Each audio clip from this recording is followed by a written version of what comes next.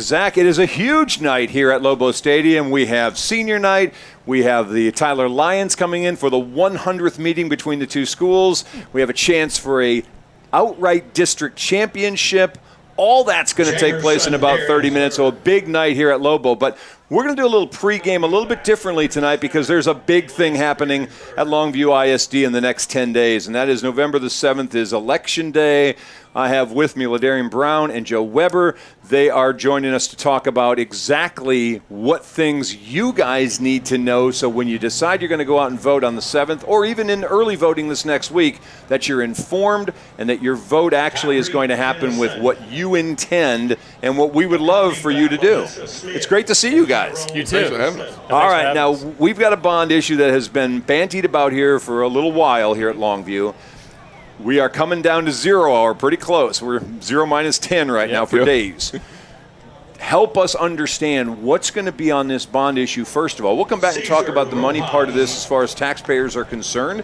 But right now, how are we going to get more in the hands of what the kids need in Longview if this thing passes? Now, that's the key thing. I need you and the listeners to understand that's the biggest important part, is that this is about the kids. This is not about me. It's not about Joe. It's not about game day. It's not about really any individual. It's about all the kids of Longview Independent School District. And we, as the citizens, need to do our part in trying to provide these students with the best facilities that they can possibly have and the safest facilities that they can have in order for them to obtain that quality education in which we're trying to push out. We're a year and a half away from Uvalde, basically. And we all hate even having that conversation about what happened there. We've seen another mass shooting just a couple of days ago in Maine. We know the world's not as safe as it used to be when we were going through. We know that kids oftentimes are a target where schools are vulnerable and somebody walks in. I don't know if you can do everything to make everybody safe, but can you do more to make kids safe? Because if I'm sending my kid to you, I want to know I'm getting my kid back at the end of the day. Most definitely. And in my opinion, yes, it is more we can do. And that's the whole purpose. And one of the main things of the bond is trying to do that more that we can do. For example, there's certain material that we need to put on the windows and the doors, and certain campuses need fencing and things of that nature. As I was telling you guys before we kicked off, as a police officer working on this campus, Longview High School, for 7 years, I can tell you there were multiple times where we just had random people just walk up on campus. And if we were able to fence it, that would eliminate that process to where, of course, you're probably going to have someone try to jump the fence or whatever the case may be. But that's something that we can know and see ahead of time and be able to address that situation head on. So safety and security is a very, very big part. The perception of safety is also important. If it's fenced in, someone walking around the perimeter is going to go, okay, it's going to be difficult to get in there. So the harder you make it to get into a facility, I think that's a big deal as far as keeping kids safe. Because if it's easy access, well, then you're almost inviting it. So I think all these measures will definitely help with that. So you'd be looking at fencing which campuses? The high school, I know. I know the high school is the main one. Okay. That I know for sure. And I mean, we're talking about kids that need to be in a safe environment at school, but you also got to think about the staff too. My wife is a teacher at Judson, and one thing I want is for her to be safe when she's going to work. That's right. We have a baby girl, and I don't want my baby girl worried about her dad, who's a police officer, going to work, and having to worry about her mom, who's a teacher, going to work. That's right. So I would prefer if we had a safe staff as well. That would be great. So the obvious thing you're going to see is things like safety and security around the campuses. The not so obvious things you're going to see are things about infrastructure that make the kids comfortable in the classrooms where they're at. You had made mention of the fact we're in front of some hot lights right here, and there's not a lot of air conditioning in here. But we're not having to sit all day long, and we're not having to worry about doing math, and we're not having to worry about all the things that are going to happen for me to be successful academically in an environment where the air conditioner's not working and the heat's not working. We've got some places in the district where those things are starting to become a reality. I mean, hey, if you're not comfortable, you can't think, right? I don't care what anybody say. So one of the things Dr. Wilcox, our superintendent, did when he came, he did an assessment of our district and saw, hey, our district is pretty old and we need to make some changes. And so back, I believe when I was still in high school, we passed a bond to build every brand new middle and elementary school. So with that, now that was 15 years ago. Right. So what does that mean? The HVAC systems are 15 years old. So you're going to have to make some changes to that. The school is almost 50 years old here. The high school is. So functionally, there's problems with classrooms. Separating classrooms. There's movement problems in the school also. And also, it's not just about fixing things. It's about adding on. Yep. You can't stay stagnant. It's like a business. You can't stay. You're either growing or you're declining. So Longview has to do the things to keep up. And also advance. It's about our kids. And it's the year 2023. What do kids have now? It's athletically and academically. Right. So it's also about striving to be the best. It's not about keeping up. It's about going ahead. Yeah. Also. I mean, you look at the. Oh, I'm sorry. No, go ahead. I look like at that statement, though, about going ahead. Yes. Longview ought to be ahead. It should. That ought to be the conversation about not needing to catch up or not needing to get ahead. Yep. We ought to be ahead. And if we're, as a district, approaching this whole thing all the time about we're the best district, we shouldn't have to worry about we got to catch up. Yeah, we're a growing district also. Right. We have people from all over that come to our school district because of the programs that we offer. There isn't a single school district around that offers as much as Longview High School does. Right. So with that, we're running out of room. You have kids that would love to participate in other programs. For instance, let's just take a barber college. We have the licensing to have our own barber school, but we just don't have the room. Yep. And with that, you're talking about kids. Kids aren't going to college like they used to. Nope. I mean, I hate to break it to people.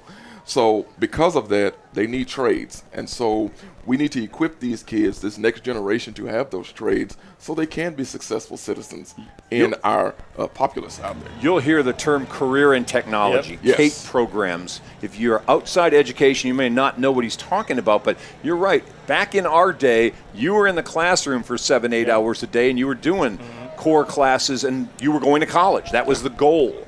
Now the goal isn't that always. No. You want the kids prepared for the next thing they're going to do. Yes. If it's college, if it's a job immediately, if it's the military, wherever it's going to be, if it's an apprenticeship, you want them to be able to say, we did that in high school, I'm prepared for that next thing. If we're not giving them anything that's hands-on career and technology, you're not getting them ready to be productive in the workforce. And really, at Longview, you get all of that. There's so many options here. It's almost like a university. Right. It kind of is in a way. You can get degree credits here. Sure. But it's about coming to Longview and be a well-rounded student athlete or not an athlete.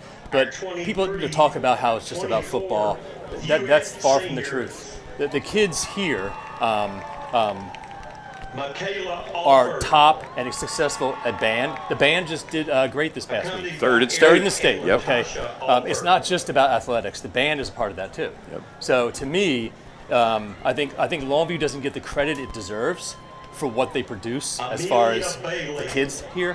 I think it needs to be known, honestly. And I think once we get this done, and we are going to get this done, you're going to see. You will see. So I said when we started this, we would come back and talk about people who are sitting there and say, I don't have a kid at the school anymore. My kids are all grown up. You're gonna raise my taxes. I'm going to have to pay more. That's really not true. And that's a thing we want to make sure we hammer home on.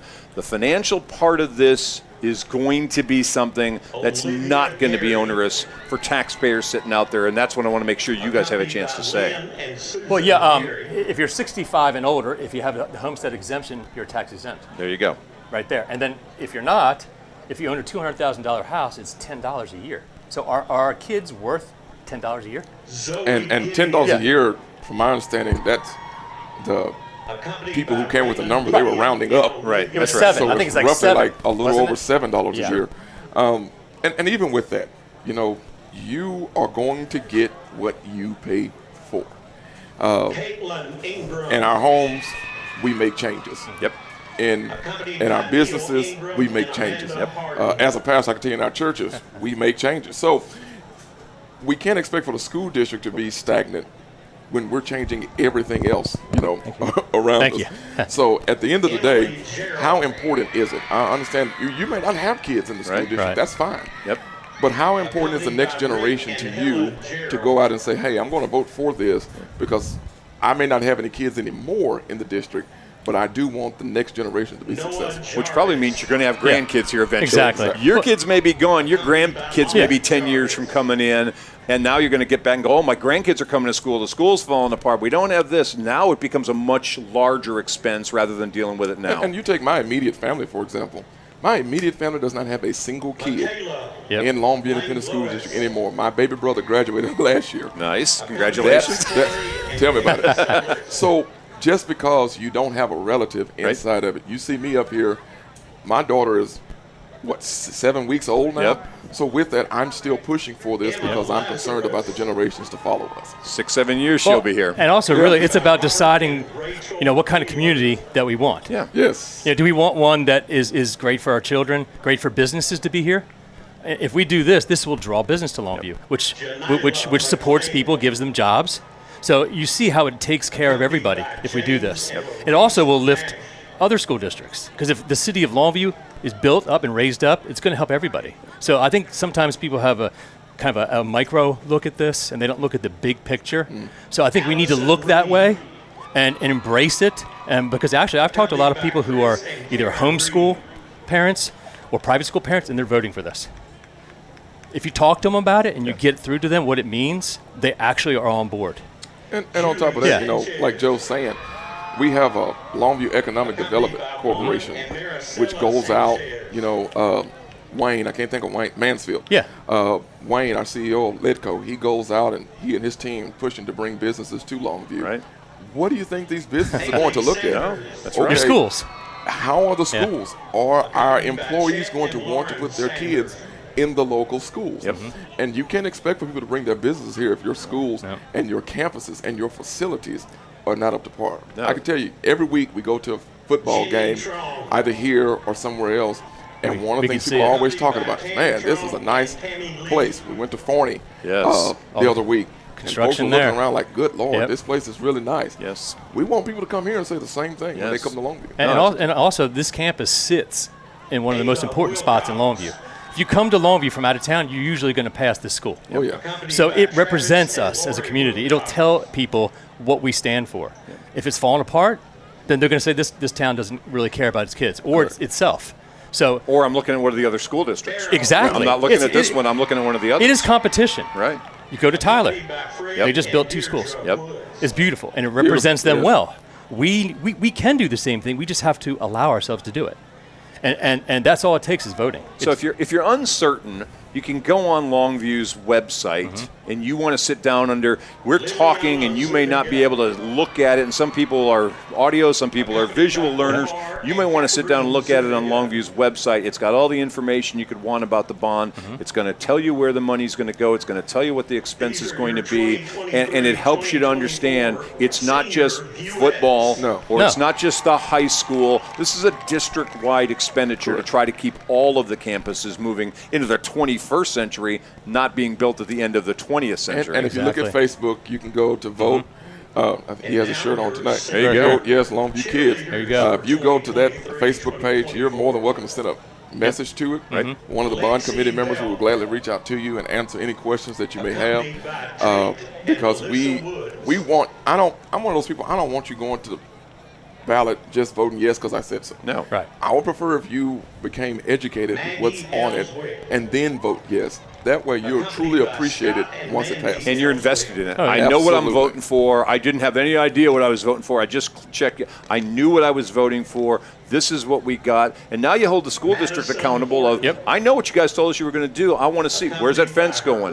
Where's the other And we will do things? that. As a committee, if we pass this, when we do, we aren't going anywhere. We're going to be paying attention to make sure for the community that is done right. That's right. And also, I want to say about the bond committee. I want to say it's been a great honor to work with these people. It's diverse. We have people from all different occupations, races, ages, and we all come together for one thing, and it's the community, it's the kids. Really, and when people talk about football, look out here. It's not just football. No. Look at the stands. Look at the people. It's about all of us. Yep. And to me, that's one of the greatest things about Longview is that it is diverse. To me, it's a strength. I know to many others it's kind of intimidating, but I think Longview has embraced it, and the bond committee really encapsulates that perfectly, I think. Don't you think? I agree wholeheartedly. I mean, he says, race, age, gender. I want to throw in there, we got some different socioeconomic statuses. We do, yeah. Because I'm not the richest, and I know we got some deep pockets in there. But that's important because it's not just wealthy people going to go out and vote. This Correct. community is made up of all of those Absolutely. things. You want them all to be able to. We want 100% voter turnout. It's unrealistic, great. but that's what you want because then we know the entire community got into it, decided what they wanted to do, whether they voted yes or whether they voted no. At least we know the whole community was represented. Go out and vote. Yeah, and I know you threw out that November 7th is the election day, but early voting is going on right now. It's actually easier. And the last thing you want to do is have to wait till the last minute. Because I promise you, if you say, well, I'm going to go on election night, or election day, Something I will can come assure up. you something's going to happen to where you're not going to be able to make it. Right. So versus putting yourself and your loved ones in that predicament, go ahead and vote now. Yes. First chance you get, you can go to the Gregg County Courthouse. You can go to the Longview Independent School District Education Support Center. You can go to the Pine Tree Community Center. You can go to the Lakeport Community Center, and you can vote at one of those 4 places right now. There you go. It's great seeing you, gentlemen. Hey, thank you so much Great for meeting coming you. out. No, we appreciate Again, it. find out, get informed, Very much so. go on vote. That's right. That's all Go we're vote. asking. And get others to Gentlemen, vote, too. Hey, Joe, thank you very much. Great seeing Thank you you guys. so much. Hope we're going to enjoy a great game tonight. I'm looking Hope so. forward. How about go We Lobos? should. Go Lobos. Let's go. Lobos. Absolutely. We'll be back in just a minute here on Longview Game Day.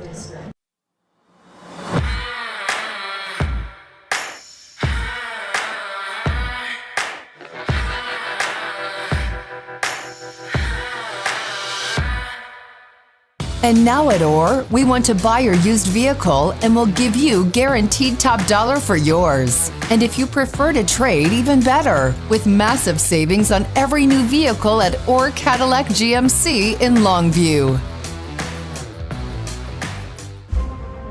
When I was a child, one of my favorite Bible stories was David and Goliath. Sadly, if you or your loved ones are involved in an accident, the insurance company and the lawyers who represent them are Goliath. For over 25 years, myself and my partner Marty Young have stood between you and Goliath. The insurance companies know the difference between Godarzi and Young and all others. We hope you never need us, but if you do, we're here to help. I am Emily Kidwell Ramey, owner of SIG Ramey Insurance. Thank you for voting me Best of East Texas 3 years in a row for Insurance Agent. I am an independent agent. I shop the market for you. I specialize in home, commercial, auto, and life. Insurance is foreign to most people. You have to have an agent that is going to look out for your best interests and the coverages that you may not know that you need. If you do not have an insurance agent that is working for you, I would love for you to contact us. We're located on Judson Road. Just look for the green door or call me at 903-235-5658. October 10th. Early voting is Well, welcome back as we're getting closer and closer to kickoff. Chuck Zach along with Keaton Daniels finally got you on a microphone for folks who were worried, oh my God, this is going to be another Lancaster. No Keaton. No worries. No worries. I'm here, guys. I'm excited to be here. And as always, man, it's a great day to be a Lobo. So looking forward to bringing you some exciting game tonight. As always, man, we got a chance to clinch district outright, and I'm looking forward to it. We got a chance of having a home field playoff game. Keep talking to me. Keep sweet talking me, Keaton. And Keep sweet talking. I mean, if this doesn't get you up, on top of it, it's senior night. So all these kids that's playing tonight, man, they have something to lay out on the line. You got an opportunity to play one more game at this great field, at this great stadium, in front of this great community.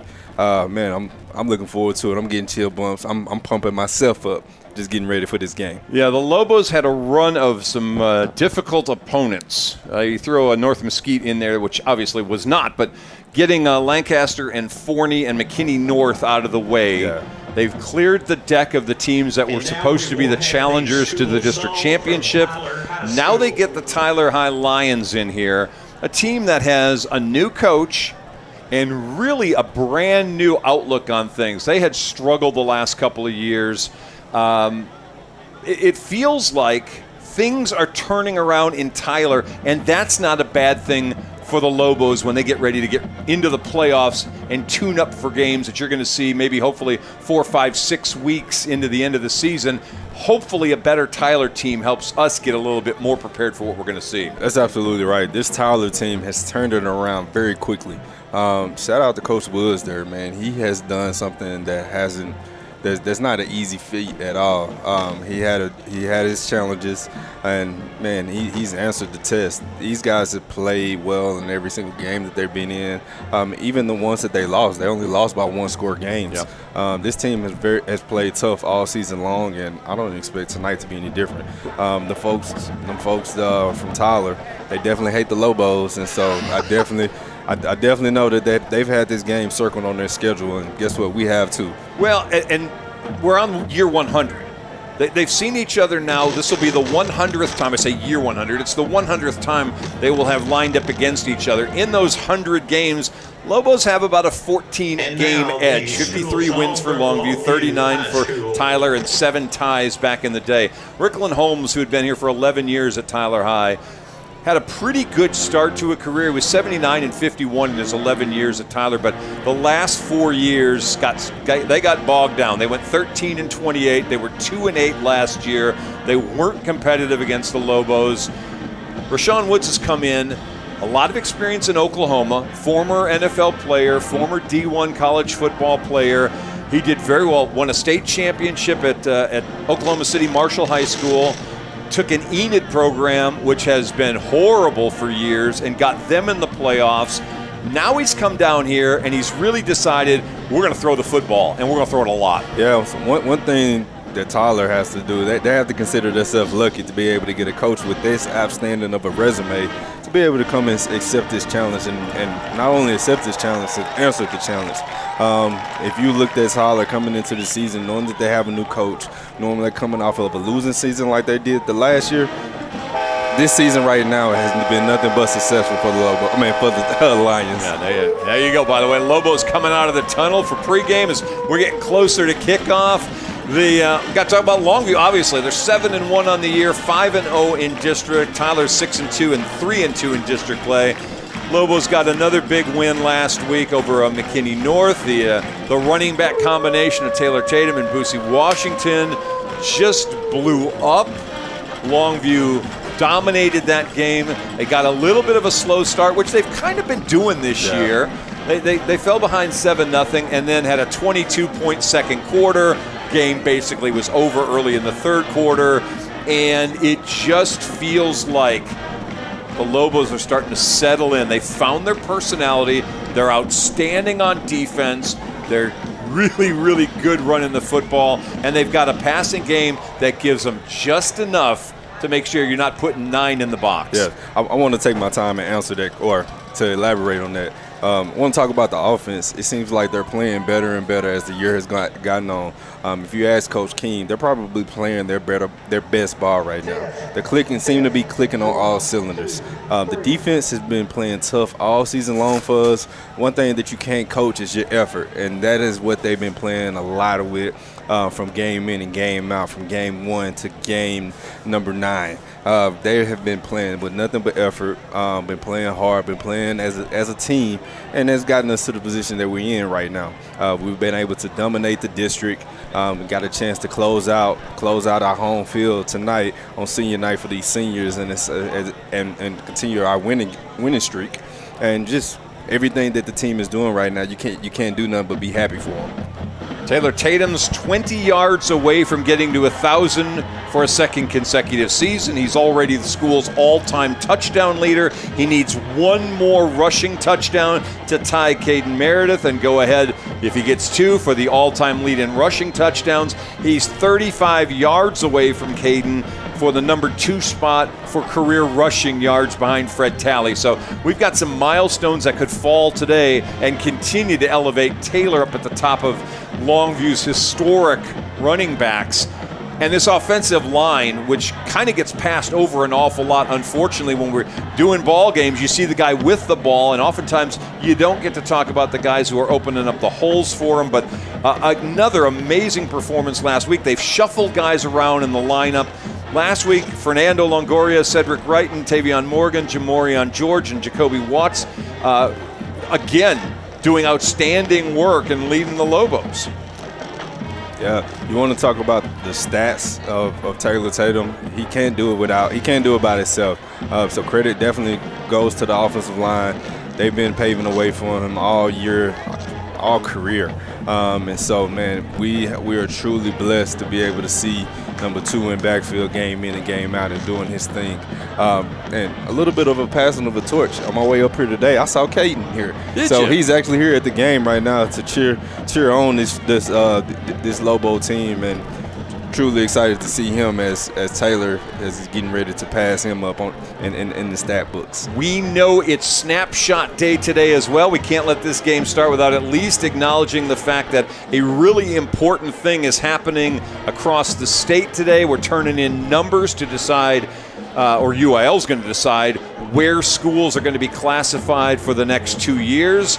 The Lobos, last look I had not turned in numbers yet. We were still waiting on their numbers to decide what UIL is going to do with them. What we did see, though, is that the rest of the district had turned in theirs for the most part. There's still a little bit that we're lacking, but what we got is this. It looks like Forney is going to be moving up to 6A next year. That's the expectation. Everybody else looks like they will be sitting at 5A Division I, and we're going to have to wait and figure out where the Lobos are going to be. Are they going to be up, or are they going to be right where they are at 5A D1? Well, I'll tell you what, it's definitely going to be a close call here. So whichever way the numbers go, it looks like we have a chance to go 5A or 6. All right, we're going to be quiet while they're doing the prayer. We'll talk here in just a minute.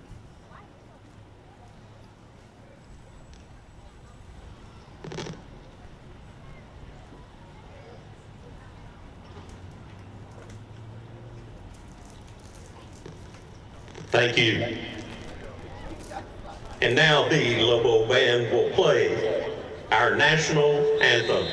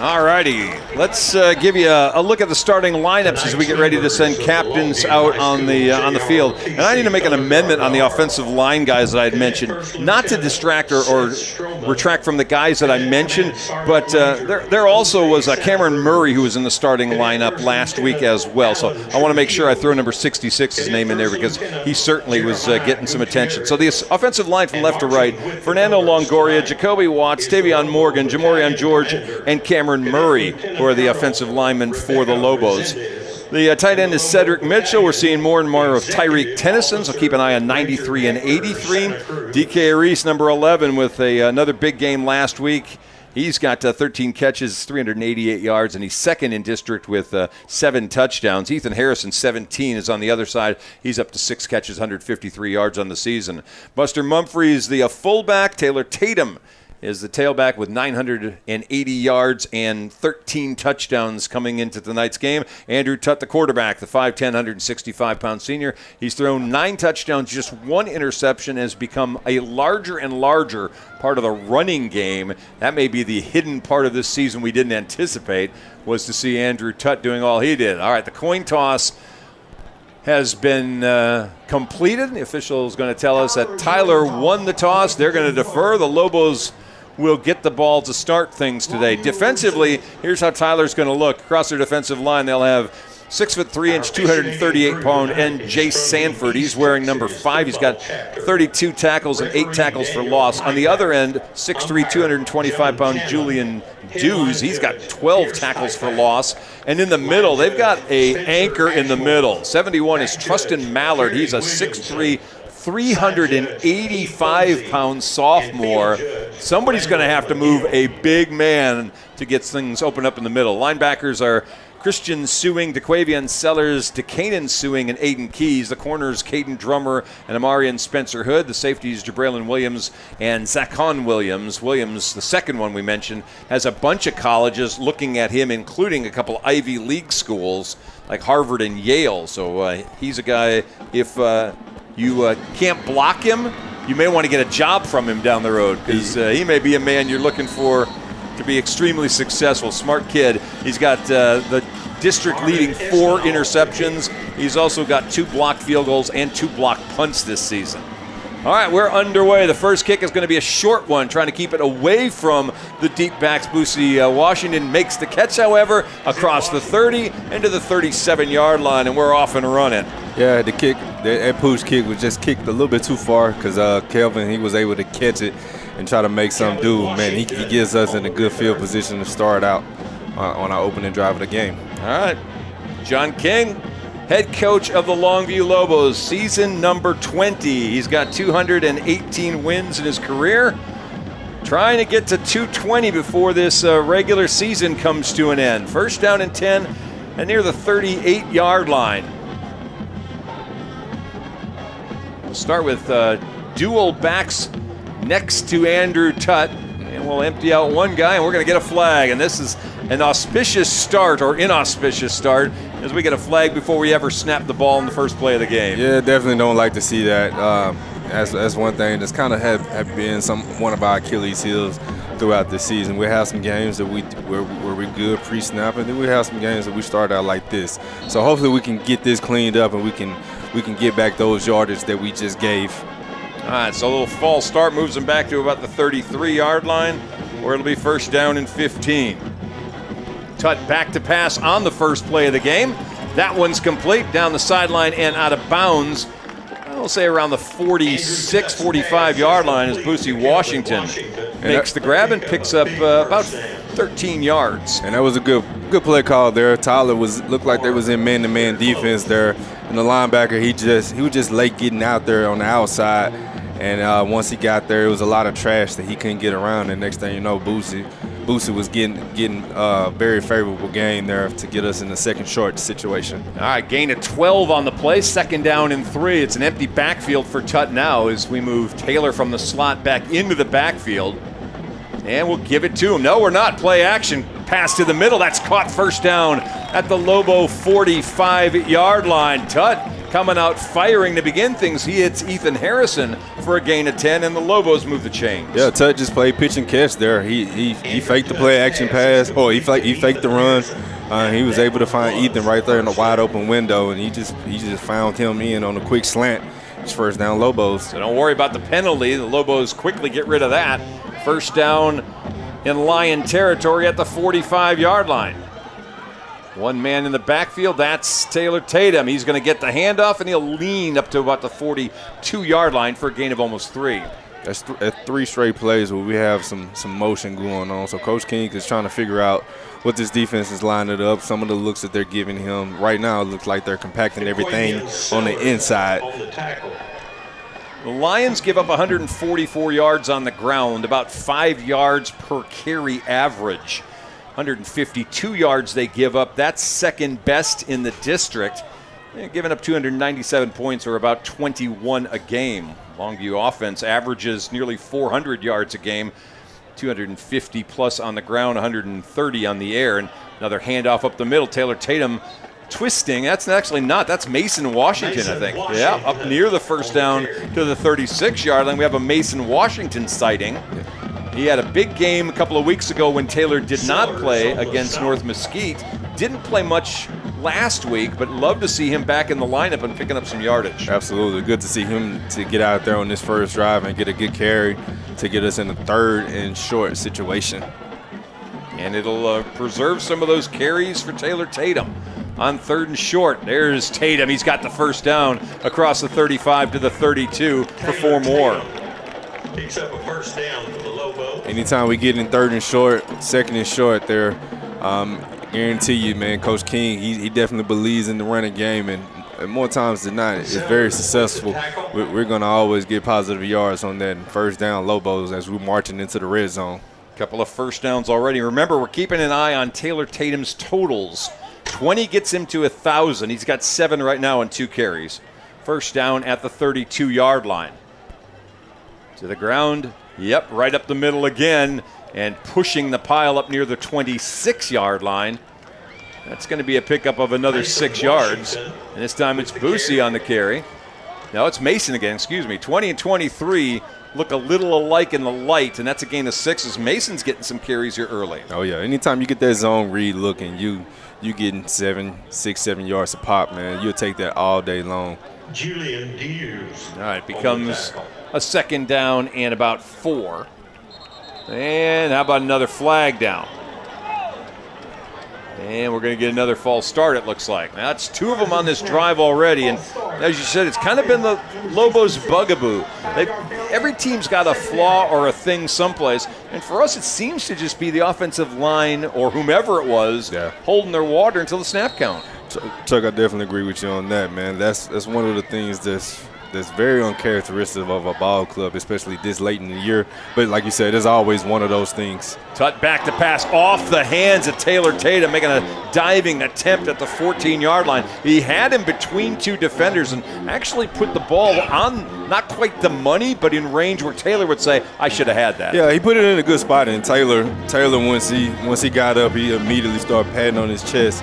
He realized that he knows that he's a sure-handed running back that's prides himself in catching the ball, as he's our center fielder. So he knows he needs to go out there and make catches like those. He's going out now. We'll bring in, looks like Cedric Mitchell checked in. So DK Reese, Ethan Harrison to the left, the wide side of the field.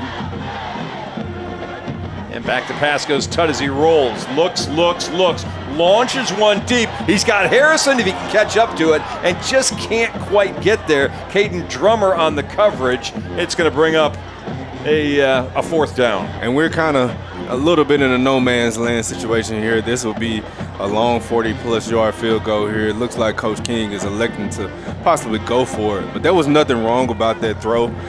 Tut made an excellent throw there. It's just the receiver got bumped by the defender at the top, and he wasn't able to continue his route tree, and the ball just got a little bit behind him. We'd be looking at a 48-yard field goal from here. We have not asked Anthony Monsalveas to kick anything near that long, so they're going to pass on that on 4th down and long. Tut back to pass. Again, he's got lots of time. Middle of the field. Man open, and he threw it a little bit behind him.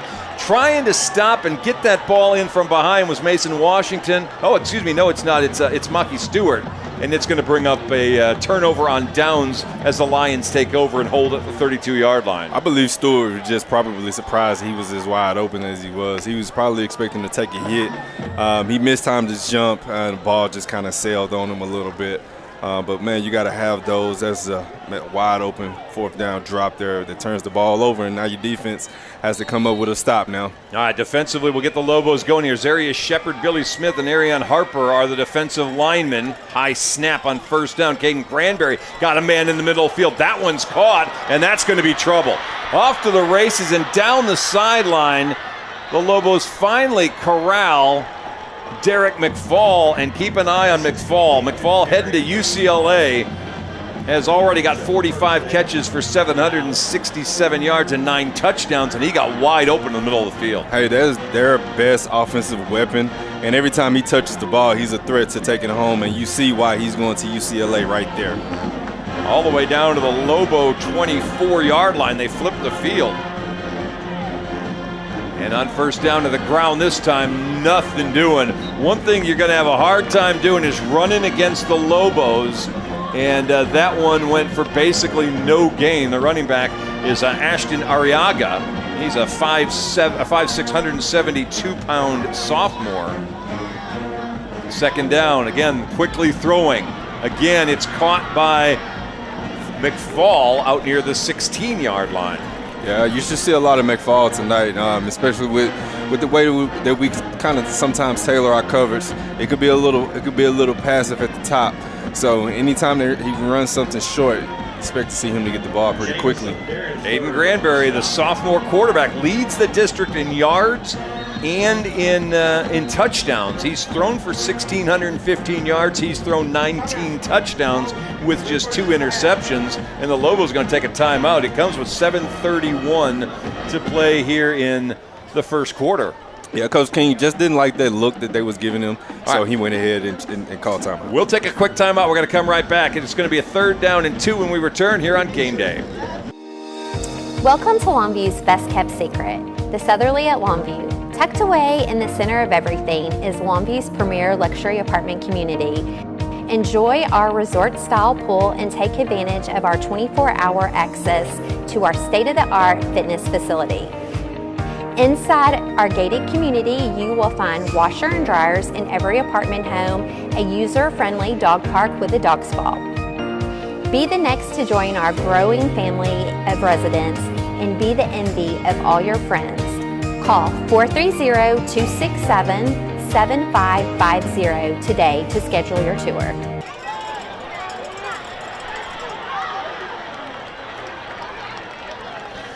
All right. We are back. Sorry, Chuck. Zach Keaton Daniels with you. 3rd down and a long one for the Lions, who got a stop on a 4th down. They've driven down to the Lobos side of the field. Yeah, man. They went forward there. They tried to throw a jump ball there to McFall, and Willie Nelson was just in the right coverage, and he was at the right place, and it was incomplete, which brings up a fourth down. Yeah, and they looked like they had a flag down as well, and the Lobos decided not to accept the penalty on that. So now you've got a 4th down, it looks like, although they haven't put that up on the board. They're still saying 3rd and 1 at the 16-yard line. I'm looking at you guys while we're talking, and boy, Tyler is coming to the line and snapping the ball really, really quickly. Yeah, Tyler came. They came out after their timeout, and just as soon as their referee blew his whistle, they snapped that ball with the quickness to try to get a cheap one over the top. All right, we're going to try it again. Again, our scoreboard still says 3rd down in the yard. And they're lining up, look like to kick a field goal here, so they look like they're electing to take the points. Now, Marvin Espinal is their kicker. He is 4 of 5 from field goal attempts this year. This would be about a 33-yarder, and we got somebody that moved beforehand, and that may send the Lions back 5 yards. Lobos are clapping about it. And that was very smart what Longview did, with just a little shift, just a little gamesmanship action there, and they got the John Tyler Lions, or Tyler High Lions, got them to jump a little bit, and that pushes them back a little bit further. I forgot to tell you, I'm putting a jar out here for every time you say John Tyler, you have to put $1 in it. So you owe me one now. I owe you one. I owe you one for sure. All right, so they're going to move them back 5 yards. and this will be a kick that will be now a 38-yarder.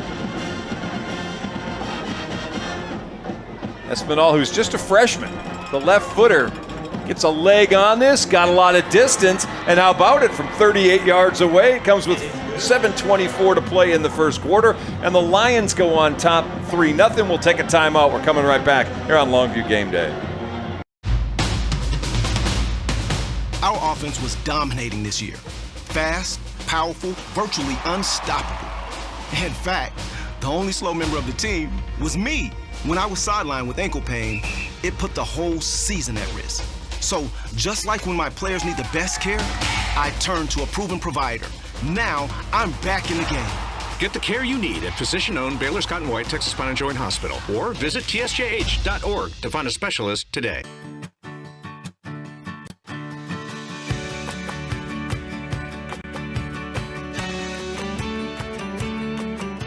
In Longview, see your good neighbor State Farm agent Charlene Ingram for your insurance and financial needs. All right, welcome back. The Lions went 48 yards in 5 plays and got themselves a field goal to take a 3-0 lead. Other games that are going to be going on tonight that are going to matter a great deal in the district standings we'll look at after the kickoff, which is going to bounce its way and come up just short of the end zone. Taylor Tatum gets it. Taylor Tatum is off and running the 40, and he'll step out of bounds right at midfield with a 48-yard kick return. And the Lobos are right back in business after the field goal by the Lions. Hey, that play was made all by him. He just saw he saw there was nothing open on the inside, bounced it to the outside, and once he hit that edge, just like on the running play, once you let him outside, man, it's almost good night as he gets us right there to midfield to start out this second drive. All right, so the Lobos trailing 3-0. We'll go back on offense for the second time today. Live formation work this time. On first down, how about a handoff to Taylor? Bouncing it outside, trying to get a little angle on Drummer. Drummer will escort him out of bounds near the 35 after a gain of 15. And that carry just put Taylor Tatum over 1,000 yards for the second straight year. And right on cue, right as I was talking about him getting outside, he does that on the first play. And the corner, he wanted to make a business decision. He just rolled him out of bounds. He didn't want to make contact with him at all. Elsewhere in district tonight, McKinney North and Forney are playing in Forney. That one is huge for second place. Lancaster's got North Mesquite tonight. First down, little stumble by Tutt, and nothing doing on the handoff. Boosie Washington gets the handoff. They'll lose a couple yards, and now there's some jawing back and forth between Boosie and the defensive line. I think that's Julian Dews, who is doing a little jawing at Boosie. And it's going to bring up second down in about 12 on a 2-yard loss. And I'm watching Boosie. He didn't. For once, he took a loss. And then once he got himself together, he looked back and coach and said, man, give me the ball back again. Yeah. That's one person you don't want to make mad because he runs with bad intentions anyway, as he's trying to take everything to the house when he gets the ball. Lufkin, by the way, leading West Mesquite in the third game in district tonight. All right, so second down and 12. We're coming up on the 6-minute mark here in the first quarter. Washington in motion, and we got another movement. This time looked like the tight end on the far side. Maybe Tennyson bobbled a little bit early trying to get that seal on the right corner, and that's going to be a 5-yard loss on the penalty. And that's at least 2 times that he has done that tonight. 2 times on 2 drives is too many times. So you definitely want to get that together. Yeah, Tyreek has added a pass-catching element in that tight end position. A couple of catches the last couple of weeks where we haven't seen the tight end catch a ball for the first 7 weeks of the season. The last 2 weeks, we've had receptions from that position. Now it brings up second down and 17. Play action, back to pass Tutt, got time, going long, got Taylor Tatum, and again cannot quite catch up with it. He left behind him in the dirt Zachon Williams, the safety, and Taylor just needed another step and couldn't quite get there. It'll be third down and 17. Yeah, Taylor, he beat the double coverage. The ball was just put a little bit too far out there, and if he had another steps, that would have been a touchdown for the Lobos there. But That play is a mute point here as we come up to 3rd and long, 3rd and 17. They're going to empty both backs out of the lineup now as Boosie comes out, as well as Taylor. Mason Washington back into the game on a 3rd down and long. Looks like we kind of got a man-to-man coverage here. Lions bringing the house this time. Tutt with a little bit of time, gets grabbed and goes down, lost the football. They're going to say he was down before it came out back at the 46-yard line, but Tyler's going to get a sack back at the 46, and the Lobos are going to have to punt. That's one of the few times that I can remember this year that we've actually been sacked. Tutt held the ball. He was just trying to find him receiver. He tried to get out and make a play, and he got shoestring tackled there, and he went down for the sack here. So good thing he was down before that ball came out, because now we're punting the ball. Anthony Monteveus, who did not punt the last 2 weeks, is going to get out there today. He gets a booming punt, fair catch called for and made at the 10-yard line. Thinking better of it as McFall, and the Lions will take over at the 10 for their 2nd possession of the game. Hey, and Tyler Harris playing for something too. They're not going to lay it down. If you're Coach Woods, you're happy with the outcome that your team is playing with right now. They're in 4th place in the district, and they have Lancaster right there behind them on their coattails, and they have to, if they feel like they can win one of these next 2 games, that'll kind of solidify them to be able to go into the playoffs. Yeah, Tyler can get in. They need to win out though to get in. So if they lose today, they're going to have a 3-way tie between Forney, Lancaster, and the Lions, and hope the points work in their favor. Yeah. So here we go, 1st down back at the 10-yard line. Expect the Lobo defense to be a little bit better this drive. We got flags down again, pass completed and gained out to about the 17-yard line, but there are a couple of penalties on either side of the line of or either side of the field. And this one looks like it will be coming backward. Yeah. You got 2 flags on the play, and they was thrown at the same time right when the ball was snapped. 9 times out of 10, that occurs on the offense here. Yeah, there you go. Another false start. Lobos finally get to be the beneficiary of one of those, and then instead of a 7-yard gain, they'll mark them back at the 5-yard line, where it'll be 1st down and 15. Key here is they put McFall in motion there. As I said earlier in their first drive, he is their best player. As you see Willie shadowing him, going in motion with him, trying to find him wherever he's at every play will be key. 1st down and 15. Caden Granberry, the quarterback, now standing in the end zone. Little fake, throws it out into the flat. Lobos hang on and make a tackle this time. Back around the 6-yard line. Nothing doing on the catch that time.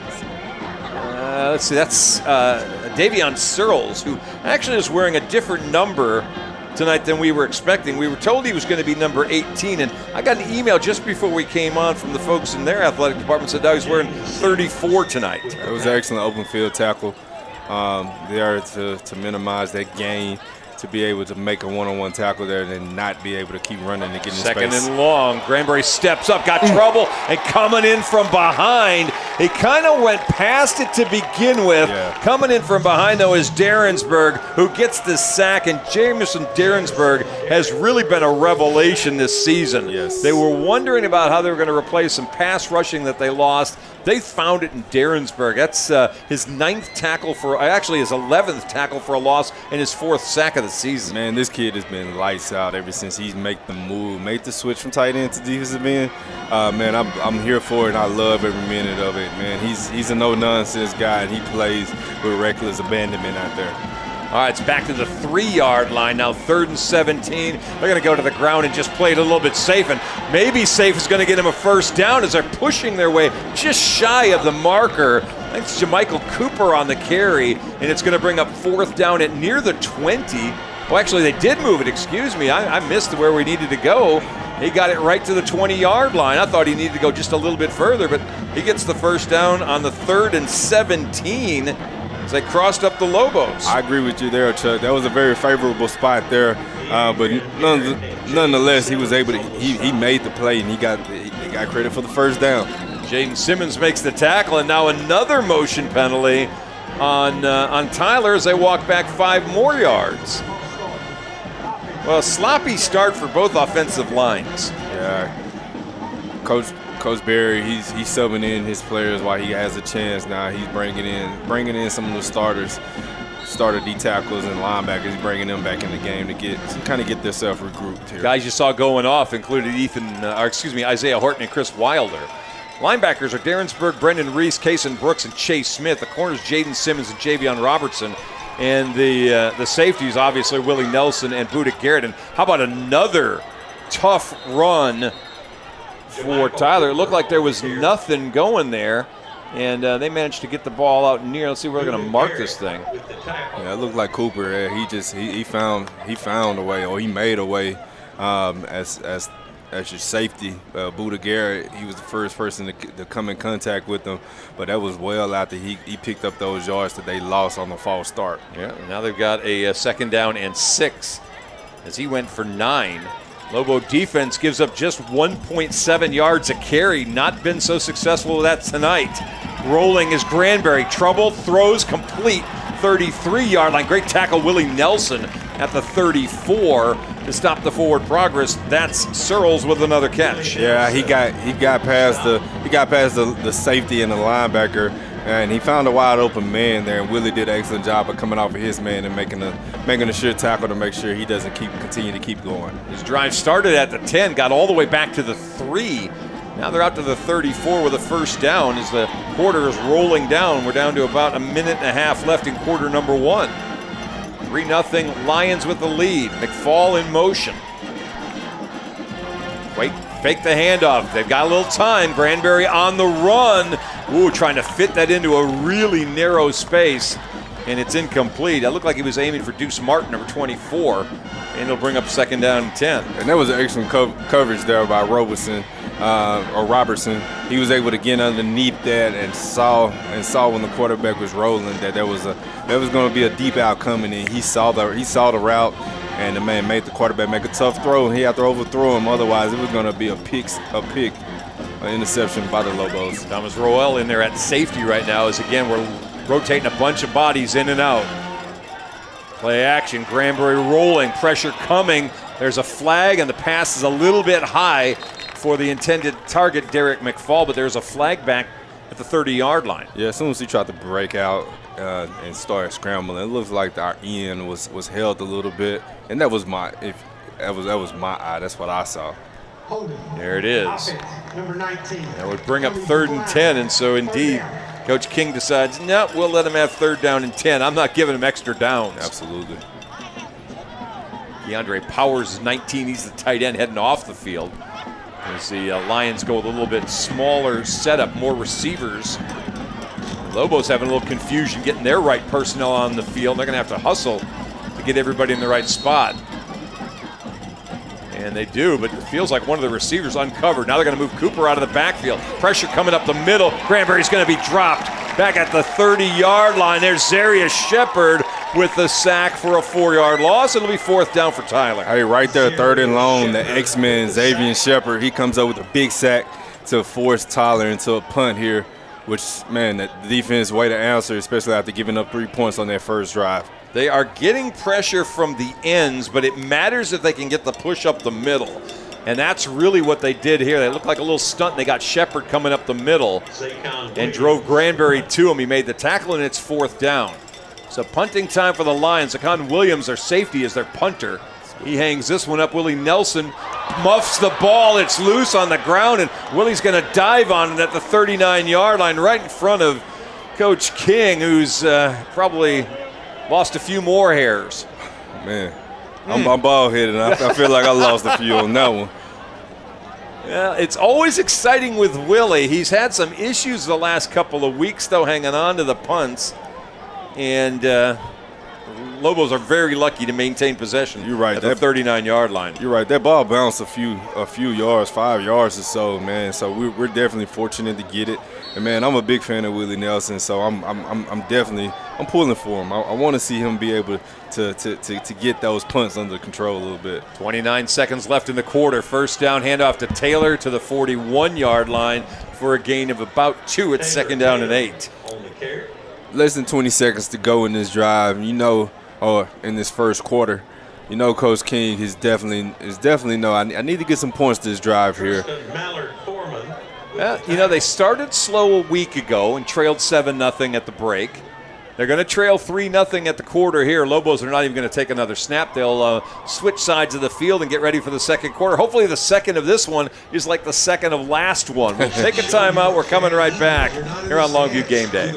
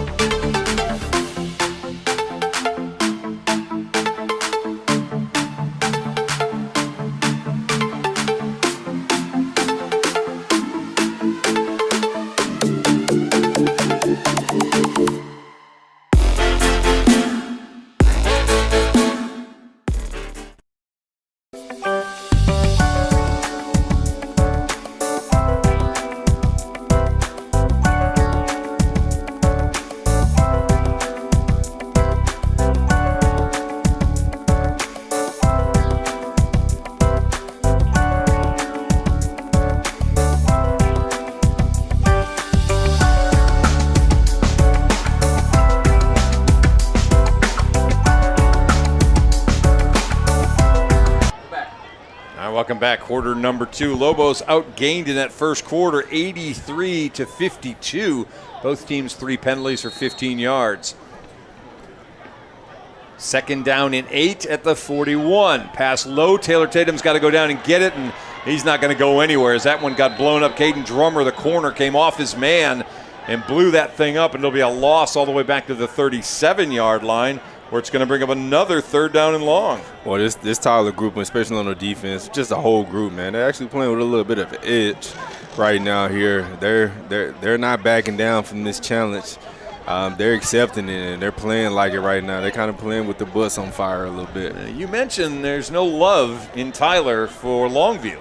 No, not at all. I mean, you've been on the field with these guys. They didn't say stuff, did they? No, they definitely it's a respect factor, but once the game starts, man, these guys they're playing for everything. Andrew Tutt had time, lost time.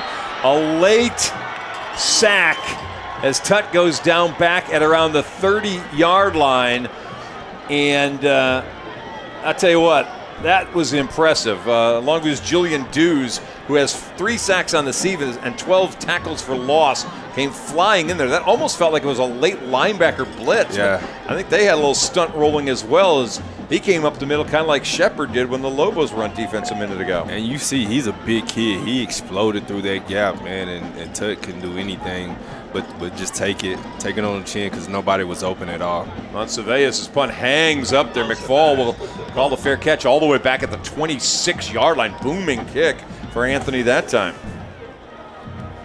All right, well, the offense just is unable to get on track so far, and still has no points. Tyler will take over with a 3-0 lead as we're early on here in the second quarter. Yeah, I don't know if it's pregame festivities kind of got them down a little bit, but these pre-snap penalties, these three false starts, doesn't bode well for us.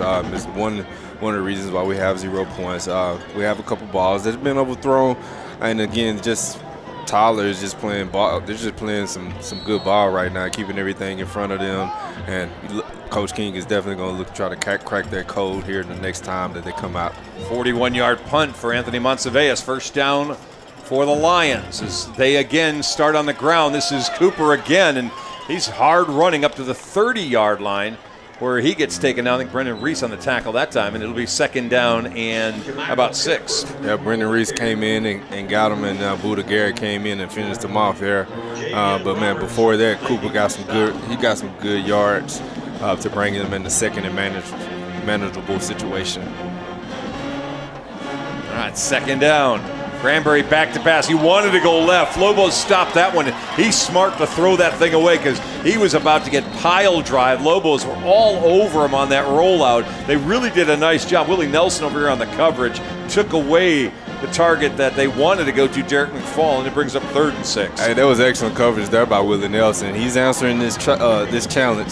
If the quarterback threw that, he knew that was lights out and Willie was going to run to the house and get a pick 6 and put us on the board real quick. A couple of D1 guys. Willie going to Oklahoma State. McFall heading to UCLA next year. All right, 3rd down and 6. Tyler slowing things down just a little bit now. Cooper in the backfield with Granberry. They're going to try to hide McFall behind Deuce Martin. Got 4 receivers, but all close to the line. Out goes Cooper. Quarterback looking from behind. He's going to get taken down And the again. ball is loose. Ball comes out at the end of that as he got sacked from behind. Looks like Tyler fell on it. I can't tell who got there first. That may have been Chris Wilder. Yeah, that was Wilder. He got to him real quick. He got to him, forced that ball out. Darrensburg, he came and cleaned him up too. But man, that was a meet of the quarterback right there. That brings up a 3rd and forever, 3rd and 22. You want to take away the passing game, get a pass rush. They got one going. Yes. Couple of sacks now, 3 I believe. Jamerson, Darrensburg's gotten one, Shepard's gotten one, and now Chris Wilder's got one. And they're going to hit him again as he's trying to get rid of that ball. That ball came out again. I tell you what, the pass rush right now is just eating up The Lions. They have their ears pinned back, and they're going to the quarterback. Yeah, Shepard again got there. And let's see if they're going to call that. They're going to call that, I guess, a fumble because they got him marked back at the 14 instead of the 16-yard line. I thought maybe an incomplete pass, but they're going to say that ball got fumbled back at the 14-yard line. So give credit for the sack again to Azarius Shepard. Here comes the punt. Oh, that one came out low. It's going to take a bounce for the Lions. They got a real big break here on a turf roll that's just going to keep going all the way down to the 25-yard line. That ball hit at about the 35 on the other side of the field and shot for, about 40 extra yards. That definitely bounced in Tyler's favor there. And we have to march here 75 yards, 75 yards here to be able to get ourselves to pay dirt. All right, well, we got the, wasn't necessarily a 3 and out, but it was an out anyway, as the Lobos will take over at the 35-yard line. They have yet to really make it. The first drive of the game was their best drive so far. They haven't really been able to do much else. First down handoff to Tatum to the 28-yard line, gain of 3. Again, Tyler's collapsing everything on the inside. They're collapsing everything in on the inside here. They know our bread and butter is through the running game, so they're trying not to get beat by it to keep themselves in the ball game. By the way, that punt was a 61-yarder. So there's that. You'll take that however you can get that if you're a punter in that situation. And it just so happened he did himself a favor because he's playing safety right now. All right, so 2nd down and 7. Tut back to pass. Got a man. That's caught. That's Boosie, who will have a first down. Boy, turned on the Jets. He's still going. They haven't signaled him out of bounds yet. He'll cut at the 25, and this is going to go all the way to the house. Looking behind him for a flag. There's nothing, and the Lobos strike quickly to take a 6-3 lead. When he caught the ball and nobody was near him, I was thinking, he's going. He's finna try to take this to the house. And to the house is what he did. And, man, excellent job cutting back. He was not going to be stopped. Every time he catches the ball, he's looking to take it to pay dirt. And that's exactly what he did to get us on the board, to put us on top right now. 62-yard pitch and catch. It's the 10th touchdown pass of the season for Andrew Tutt. And finally the big play happens for the Lobos as they dial up a little pass and a long run. High snap. Kick is blocked, and this is luckily going to be nothing. Almost. He's still going. Yeah. Wait a minute. Lobos are going to have to put on the Jets. Here's Mason Washington trying to get there, and he gets a big block from a Lion, and they're going to turn this into, instead of a 7-3 lead, a 6-5 ball game. Yep. What the heck? Man, that's tough there. It started with the snap. The snap was too high. Yeah, and then once the defender got his hands on the ball, he knew he was going to get tackled, and he pitched it to somebody that was a little bit faster there. It was a free play. Go ahead and keep pitching it as much as you can, as long as you're throwing it behind. And Tyler High was able to get 2 points off of that. The Lobos had not missed a point after all season. They were perfect, 27 of 27. And then we got that. Yeah. So it's a 6-5 ball game. We're just going to stay here during the break as I'm befuddled by what just happened. Man, I am too. I'm befuddled with just the way that this game is playing out, and it's credit goes to Tyler High. This team is playing. They're playing their butts off. They're not giving in to our record or who we are. It's a team that's tired of hearing about us, and they're playing like it. Coach Wood, he's done a good job of having his team ready to play, but man, we still got a long way to go. And man, let's go Lobos. Then there's that, yes. All right, Lobos got a 2-play drive. It got him a touchdown on the 50. What did we say? 56, 58 yard, 52. How about try that again? 62-yard reception. Unfortunately, though, it's the weird score. I can't remember ever seeing 6-5. No, not at all. Unless we're playing baseball. John Monsivius. So we'll go from there. 6-5 game. Monsivius to kick off now, and they're going to do short and directional. They've gone deep a couple times. Didn't work great. This one, the short one does, as there's no return for the Lions at about the 27-yard line. Yeah, that was a directional pooch kick to keep the ball out of number 0, McFall's hands. Because, man, if you watch him, he's a threat to take it anytime he touches the ball. Yeah, here's my weird thing. I don't think I have on this this program that I have a way to do a point after block and take it for a touchdown. So my thing's going to say 6-3, but we actually have a 6-5 game. Yeah, that was tough. Crazy stuff. All right, 26-yard line. Lions, who gave up the big play, now get a little shot in the arm with the special teams play, and they've got first down at the 26. 7:43 to play in the first half. Little flip forward pitch, and finally somebody's going to knock the runner out of bounds. They allowed, was that 34? That was Davion Searles. They allowed Searles to pick his way. They'll say he finally got out of bounds at about the 33-yard line after a gain of 6. Yeah, he tiptoed that sideline, and so he had to wear it a little bit. So see the defenders crashing in on him. That's a defender's dream. You see a guy tiptoeing, he's exposed. You're gonna try to light him up as big as you can. Granbury to roll. Pressure coming from Chase Smith.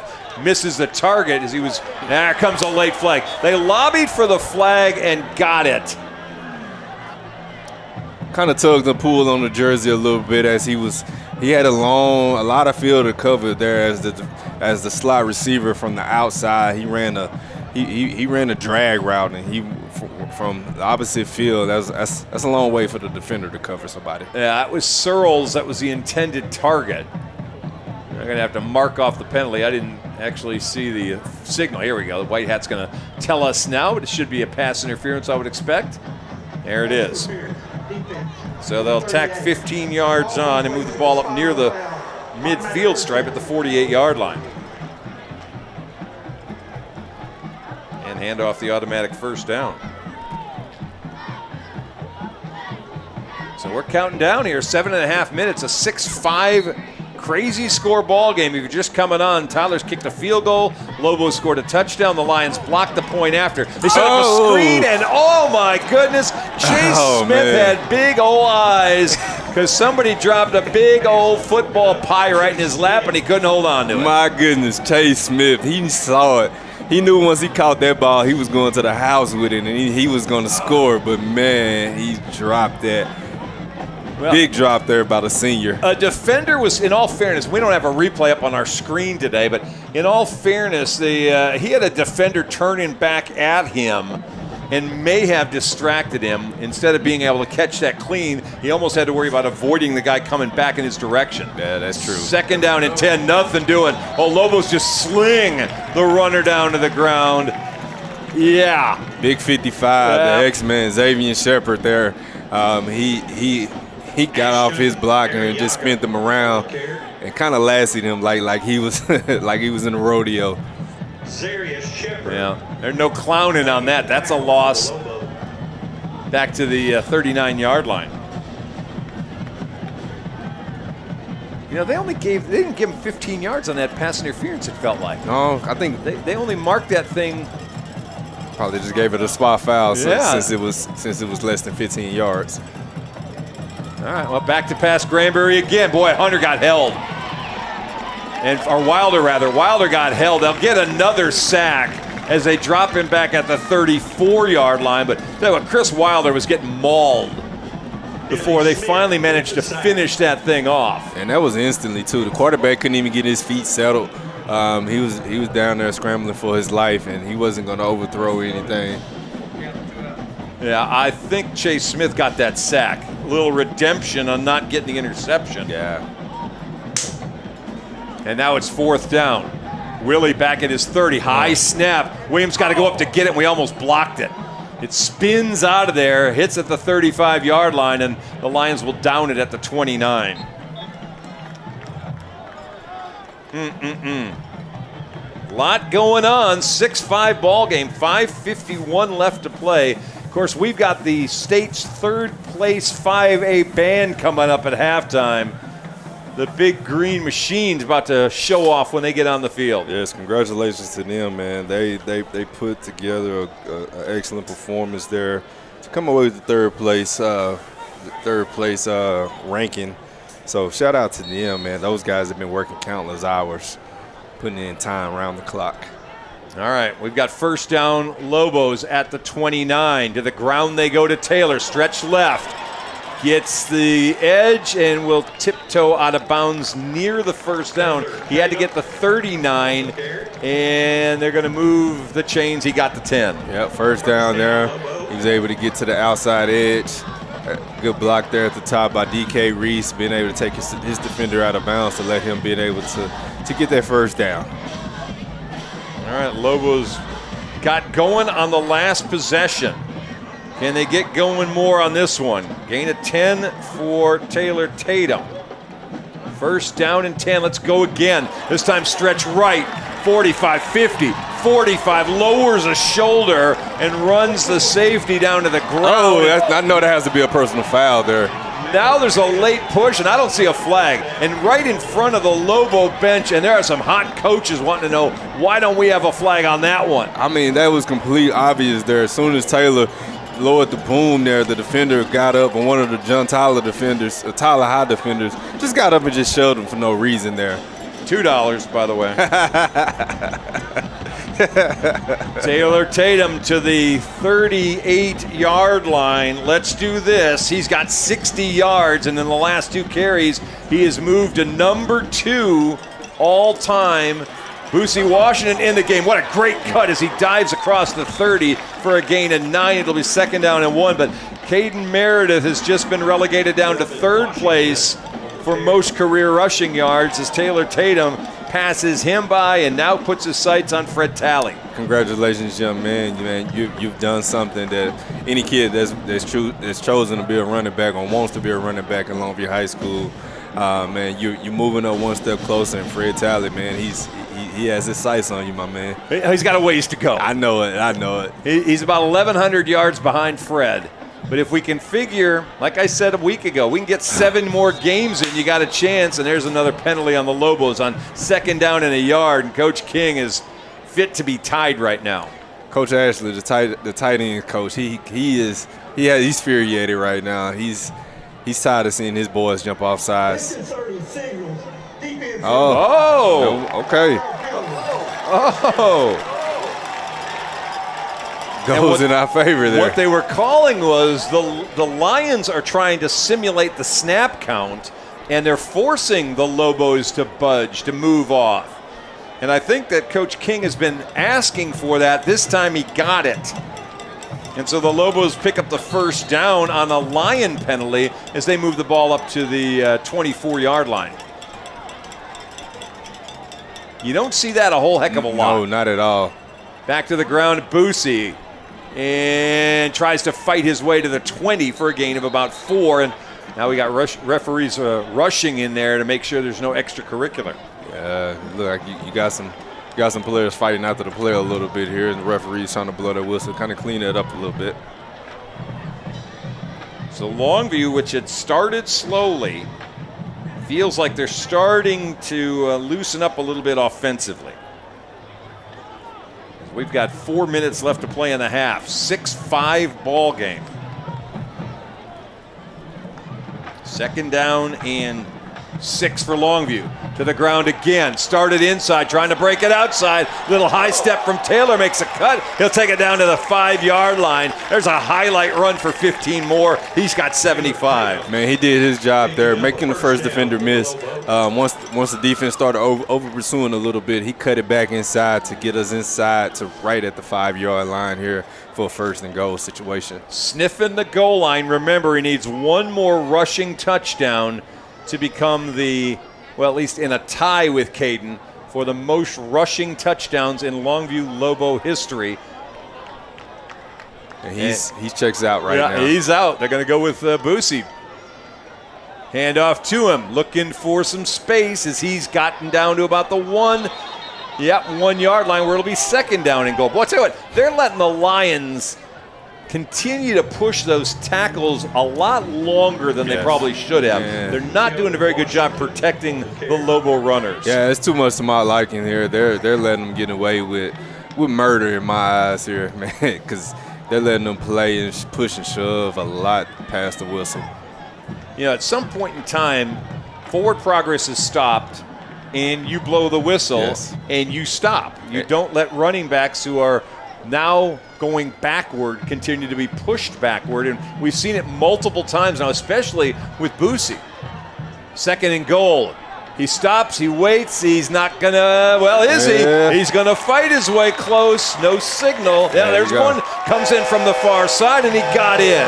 He's getting up, he's chirping about it. He's definitely happy with himself here. Shout out to his offensive lineman there. They was able to kind of pull him in and pull him into it when it looked like he would stop. Well, I'll tell you what, he fought hard to get that 1 yard touchdown.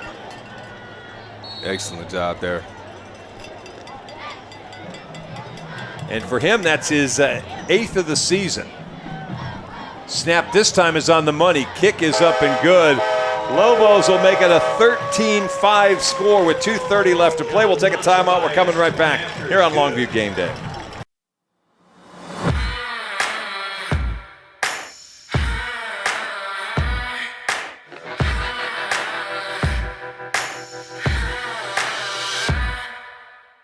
And now at OR, we want to buy your used vehicle and we'll give you guaranteed top dollar for yours. And if you prefer to trade, even better, with massive savings on every new vehicle at OR Cadillac GMC in Longview.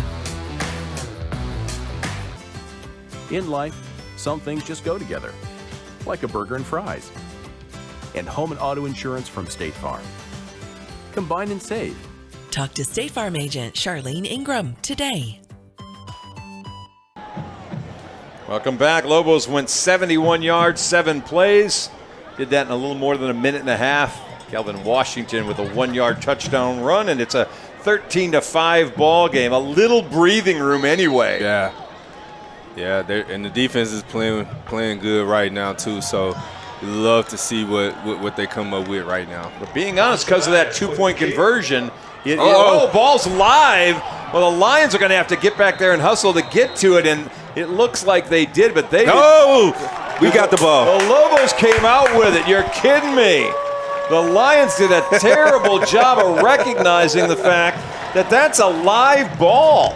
Hey, that ball bounced. He thought, looks like Mafal thought the ball was going out of bounds, and it just took a dive, and it took a spin, some English on it, and we was able to fall back on it before Tyler Hyde knew what was going on. Nobody even tried to make an effort to go fight for the ball. You know, watching that on the replay, just shocked that McFall didn't dive in there to try to get that ball back. He really had a beat on it and then stopped. Yeah, that's a coaching mistake there too. And the ball was so close out of bounds that I don't know what he was thinking there. So we got a fumble ball at the 25-yard line. Taylor Tatum back to the ground, and forget about it.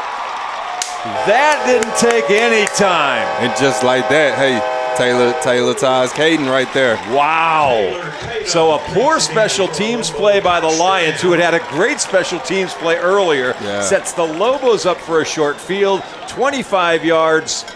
Taylor Tatum's in the record book, now tied with Caden Meredith for the most rushing touchdowns in a career here at Longview, and he stretches out his lead for most touchdowns total. It's his 64th of his career. He made easy work of it, one play drive, and man, we stretched our score out just that quickly as well. Point after Montsevious, good. Let's take a break. We got a 20-5 score here on Longview Game Day. When I was a child, one of my favorite Bible stories was David and Goliath. Sadly, if you or your loved ones are involved in an accident, the insurance company and the lawyers who represent them are Goliath. For over 25 years, myself and my partner Marty Young have stood between you and Goliath. The insurance companies know the difference between Godarzi and Young and all others. We hope you never need us, but if you do, we're here to help. Alrighty, welcome back. 20-5 our score. This game changed dramatically in the last about 15 seconds of playing time. What was a 6-5 ball game, we got a 1-yard touchdown run, a kickoff that is a fumble in effect, just a live ball that the Lobos managed to get back, and then a 25-yard touchdown run for Taylor Tatum. And just like that, what was a little breathing room is now a 15-point lead, and you've got a full 2-score lead now. Hey, man, that's why you play all 3 phases of the game. Special teams, they're showing you why that they're important as well as offense and defense. And this time they boom it away. Montsevious into the end zone. This will come out to the 25, where the Lobos starting to feel a little better about themselves right now. Yeah, now we're starting to feel like we're playing our type of game. Feel like we're starting to play what we're capable of here as we're able to stretch out our lead and score very quickly. Gotten points off of turnovers, and let's see what the defense can do, because now you're putting Tyler Hyde in a situation to where now they got to throw it a little bit more to keep up with it, and then that quarterback, he has some unsettled feet. I tell you what, Chris Wilder has earned some more playing time. He's gotten in there now at one of the defensive ends. They've kind of shifted things around just a little. They've moved Darius Shepard inside. He and Billy Smith are inside. Darrensburg and Wilder are the ends. And they're going to have a ton of pass rushing ability with these 4 guys lined up. A lot of speed there. High snap. Granbury's got to get it. Gets rid of it in a hurry. A little tunnel screen. McFall, nothing going as Buda Garrett comes up and takes that one for a loss of about a yard, maybe 2. It's 2nd down and long. Way to set the edge there by your safety, Buda Garrett. He was able to not let him get outside here. Man, they got a loss. They got a loss of 1 on that play there. So excellent job by the defense, man. They was actually rolling to the ball there, and with Buda setting the edge, they gave him nowhere to go. There is still 2 minutes and 12 seconds left in this half. Lobos may get this ball back again. Remember, Tyler's going to get it to start the second half. They're going to go on the ground this time, and Lobos wanting to pass rush, give up a 10-yard run as Cooper goes for 10, makes it 11 and a 1st down. Yeah, running that motion with eyes on McFall, man, that just opened up the lane there for Cooper to be able to get the 1st down there and keep the chains moving for the Lions.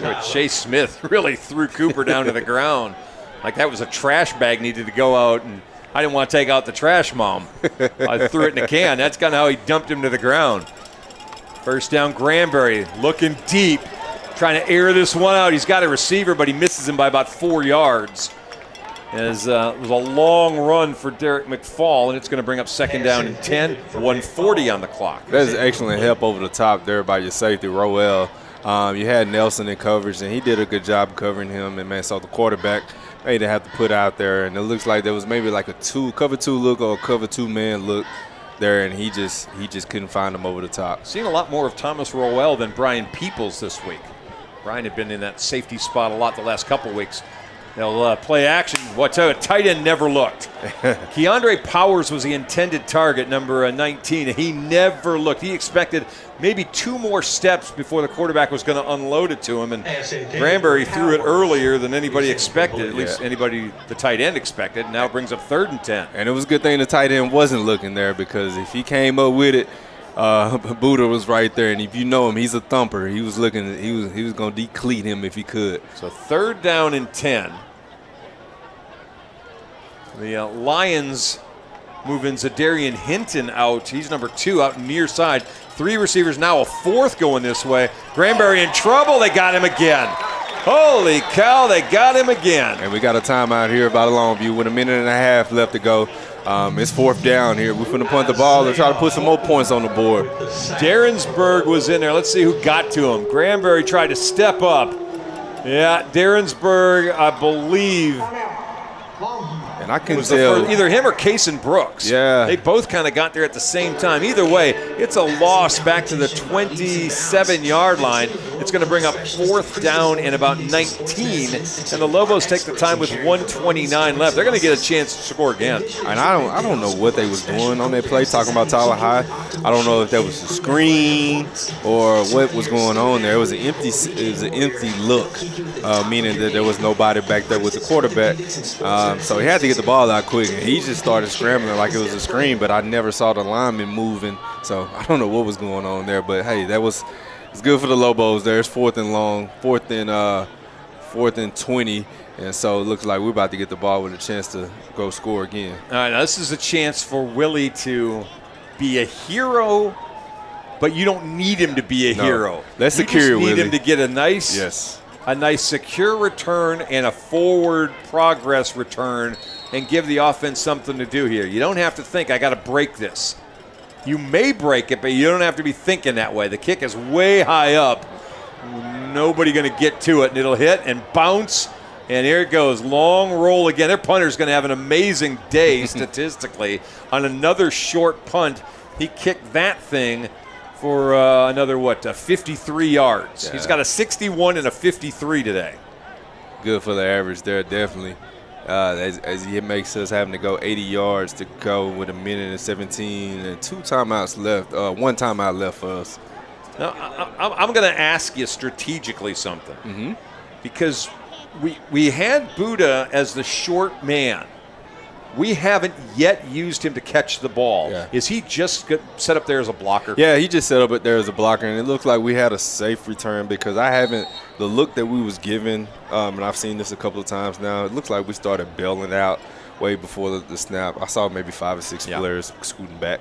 All right, 1st down. We've got Taylor in the backfield, Kelvin in the slot. They're going to get it to him again. Try to do what they did on the other side of the field, and he'll skip his way across the 30 to the 32-yard line for a gain of 12. That only took a couple of seconds. And he did a good job there. He caught it. He saw what he had in front of him, got the 1st down, and got out of bounds to stop the clock here. As we're in a little bit of a mayday situation here, but we get a chance to regroup ourselves here as the clock is not moving. I think Lobos have 1 timeout left, if I remember. Yeah, Correct. They've called 2 already in this half. Correct. So with a minute 12, they can stop the clock one more time, but I would look for that same play maybe on the other side as they put Kelvin back in the slot. Yeah, well, you've been playing 10 yards off of him. And instead, Tut back to pass, setting up a screen to Taylor. He gets a catch, he gets a block. He's got the 1st down.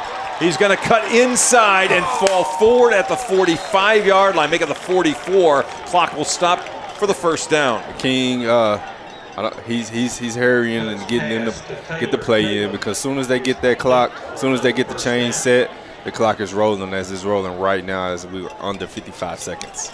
1st down at the 44. They're not in a huge hurry. They still got the timeout. They probably need 20, 25 more yards for a field goal attempt. Tut in some trouble, smartly throws it away. They'll stop the clock with 42 seconds. Right thing to do there. You didn't get a chance to get Ethan on the double move. Wasn't able to get open as he had 2 defenders guarding him. He did the smart thing to do. Let's get us out the pocket there and throw the ball away, and let's live for another down.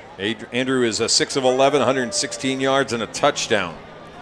Taylor, 9 carries, 100 yards exactly with a touchdown. And leading receiver for the Lobos is Boosie. He's got 3 catches, 86 yards and a score. So that's your big 3. Tut, Tatum, and Boosie.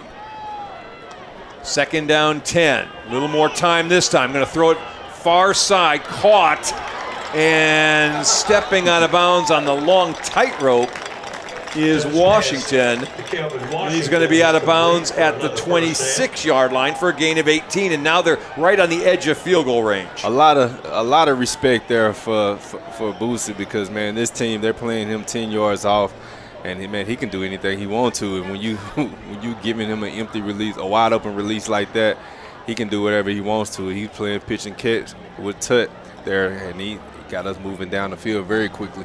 34 seconds left in the half. See how they're going to set him up this time. Lucky Stewart's in the game. Well, now it's Harrison I'm seeing on the near side. Here goes Tutt in some trouble. Again, going to throw the ball out of. Oh, tried to aim for maybe a potential target. And I think he was going for sideline and kind of kept that one a little too close to the field of play. Jeremiah Taylor, number 22 for the Lions, was the closest guy to it. Yeah, I don't know where he was going with that ball, but needless to say, we got away with it. Then we got second down here, and we're in field goal range here, so you don't want to jeopardize having to put the ball out there and make a mistake here that we can't come away with points. Let me do this. I told you at the end of the first quarter, Lions had outgained the Lobos. I think it was 82 to 52. Mm-hmm. Longview now has 254 yards of offense. Real quick, just like that. They had a 200-yard quarter. They're going to hand off to Taylor. They've got a timeout to play with, and he's going to get them about 9 and maybe a first down, but it won't matter. Clock stops with 22, and the Lobos are going to take their last timeout here. Didn't get the first down, so it's 3rd and 1 here. 22 seconds left. Coach King wants to talk about it. Maybe call 2 plays here. If we get the first down, you want to come up and get something in real quick, or maybe even clock it and get the field goal out there. Now you'd be asking Anthony Monteveas to kick what would be about a 34-yard field goal from that spot. Mm-hmm. That's makeable. That's in his range. We watch him in pregame every week, and he can certainly kick from there. Now, that being said, we know that Tyler's pretty darn good at blocking field goals and punts. They've already had a high snap issue. It doesn't really count for a block, but we had an exchange issue. But they've got a guy in Zaquan Williams who's got 2 blocked field goals this season already. This is a little longer than you're used to having Anthony kick, so you're expecting a kick to be maybe a little lower than normal. Yeah. You could potentially flip this thing to 7 points going the wrong direction, and the Lions get the ball to start the second half. 20-5 could all of a sudden become something like 20-19 or 20-20 if they go for 2. And then Tyler is definitely feeling good about themselves, because with them, if they score, they get the ball to start the second half off with it. They can do anything with that. Then you got a whole different ball game here to start the second half. Taylor Tatum out for this play. Mason Washington in. He's 23. So you would expect probably a quick play to try to get this first down. If you don't get it, half's going to end. Yeah. And I've been seeing a lot of one-on-one coverage at the top here. You got the big 6'4" receiver in DK, so I'm wondering if he can just see anything here. As they're going to stretch. Boosie wide. First down inside the 10. He steps out of bounds, still with 16 seconds on the clock. That's about as good as it could go if you're the Lobos. And that was designed there. So as soon as he got the ball, it was a race to get the first down for one and just get out of bounds. As they've been collapsing everything on the inside. Haven't really gave us anything on the inside but a big long play by Taylor. But once he got out of bounds, it stops the clock. We're able to get our offense together. We're inside. We're in a goal line situation here. So we got some time to play with. We got some plays we can play with here. Ball's at the 7. So they got the first down and goal. Taylor back in the game. He's in the slot left. Got an empty look. And we moved. Yep, we're going to have a little more field to play with. So back 5 more yards to the 12-yard line. I hate to have to be anybody that's jumping off sides. I mean, a false start, and I hate to be them at halftime. Coach King is going to Coach King, Coach Hancock, Coach Borens. They know who's moving. Yeah, they're going to lay into him at halftime. You look like a man that's been there before. Man, I don't want to be. No, I made sure I did everything to not be there. All right, they'll try it again. Same formation, same man in motion. Tutt back to pass. He's got time. He throws this one, and that's going to be a problem. And Harrison can't get out of bounds, and the half's going to end before they can do anything else. Maybe they can kill the clock real quick, but this doesn't look like it. We're not going to have enough time. We're not going to even get a play That off. ball caught in bounds. They couldn't get out of bounds, and that's how the half's going to end. And John King is an unhappy man right now. He had a really good second quarter, but a really bad end. A false start and a play that ended up just letting the clock run out. Ethan tried to break a tackle and could not get away and get out of bounds. And the half's going to end with the Lobos up 20-5. But it feels a little like, we have some points on the field. That was not our half of a football game. We had good moments. Definitely not the way that we want to end the first half. Tyler, they're extremely happy to not give up any points there as we got into the red zone. But you get a chance and an opportunity in the second half to clean up on what you messed up on, and so hopefully we can take advantage of Lobos, who hadn't punted at all for the last couple of games, had to punt a couple times. They had a fourth down they didn't convert on. It wasn't a great first half by any standard. We say all that, and they're up 2 scores as we walk to the locker room, and you just figure they're going to get better in the second half. Yes, indeed. Yes, indeed. And we're here for it. We're looking forward to it. Hope you guys enjoyed this halftime show by the number 3 ranked band. But first, Tyler High Band is going to perform first. Yeah, they're coming out. Here's what I can give you for stats. Lobos 14 first down, Lions had 5. 20 carries, 139 yards on the ground for the Lobos, 12 for 11 for Tyler. Throwing the football, we were 8 of 14, 146 yards and a touchdown. The Lions were 5 of 13 for 62 yards passing. So a total of 73 yards offense for Tyler. The Lobos put up 275 yards in the first half. Lobos were 2 of 5 on third downs, 0 for 1 on fourth. Lions were 1 of 6 on third down opportunities. Penalties, Tyler had 4, Lobos had 5. All right, we're going to take a break from us talking. We're going to let you watch the bands here at halftime. We'll come back with scores and more from the first half when we return. You're watching us here on Longview Game Day. Enjoy halftime. First, Lyndon Cooks. Our first honoree is Lyndon Cooks. Cooks served valiantly over the course of 21 years in the United States Army. While serving, Cooks served as an Army heavy equipment mechanic, items manager, and in the Army Automotive and Armaments Command. He was deployed to Germany, did 3 tours in Korea, Saudi Arabia, Kuwait, and Iraq. While serving, Cooks received the Army Commendation Medal, Army Achievement Medal, and the 2D Award. The Cooks family was unable to join us tonight, but we wanted to honor his induction.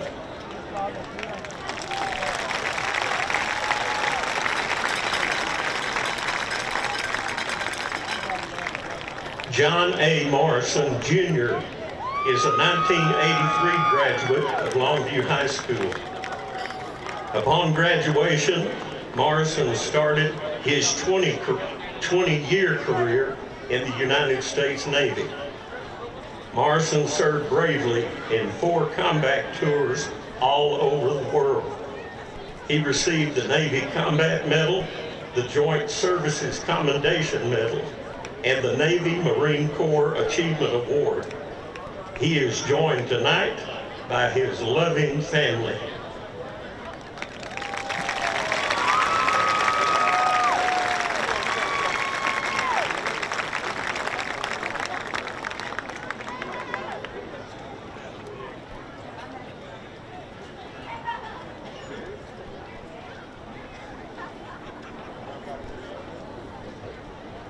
Curly D. Wright, Jr. was a 1966 graduate of Longview High School. He was one of the first 5 black students to integrate Longview High School during segregation.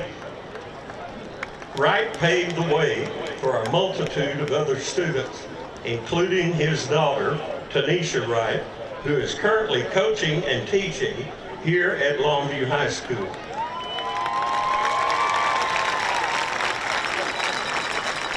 All because of his act of heroism and tenacity to be inclusive during a time when it was not common. After graduation, Wright served in the United States Air Force as a non-Morse intercept operator, air traffic controller, and an interpreter during the Vietnam War era.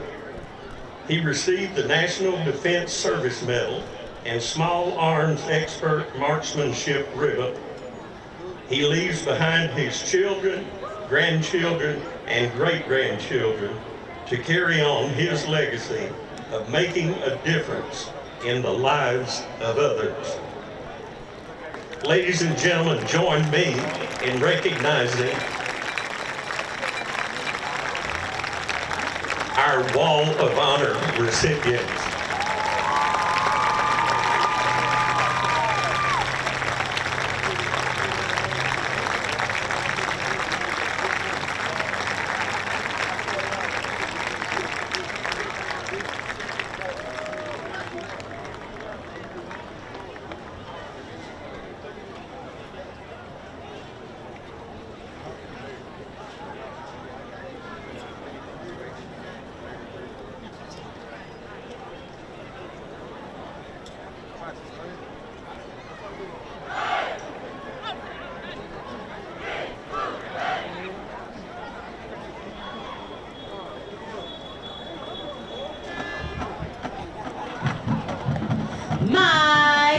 Mic check, 1 2 1 2. Good evening, ladies and gentlemen, boys and girls. It's that time you've all been waiting for.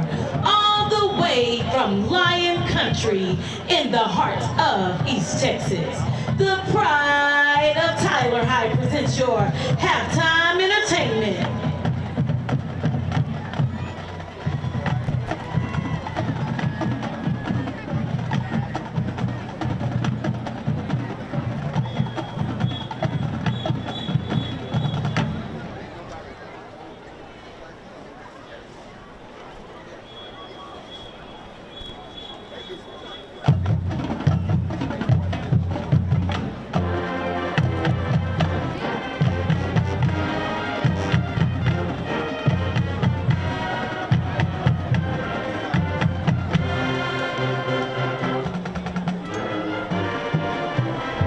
Ladies and gentlemen, it gives me great pleasure to introduce to you the 2023-2024 Tyler High Brigadette. Now coming to the field are the Brigadette officers. The officers are Junior Lieutenant Jakayla McKinley, Junior Lieutenant Lainey McLean, Senior Lieutenant Jatasia Prater, Senior Lieutenant Amaya Lewis, Senior Lieutenant McKaylee Mata, and Captain Mahalia Billington.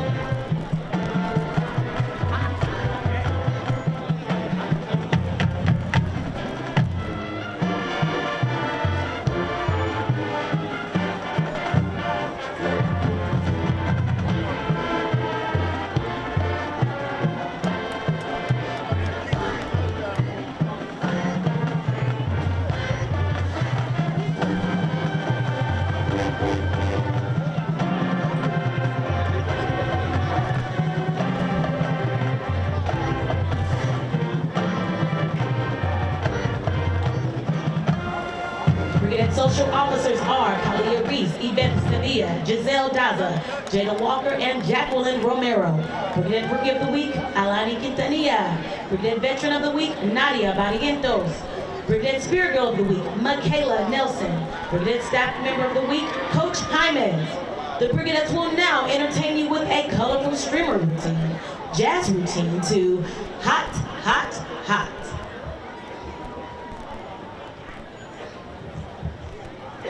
But you know it should come from the south side every time.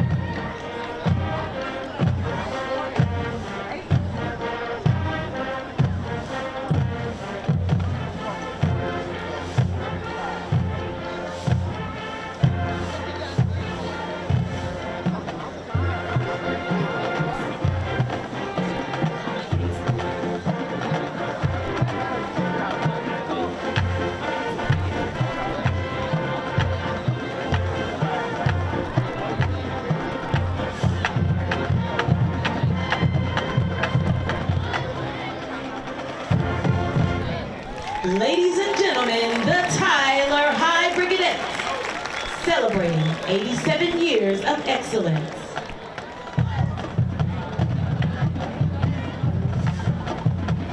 The drill team is under the direction of Miss Sabra Godair and assisted by Miss Crystal Thompson.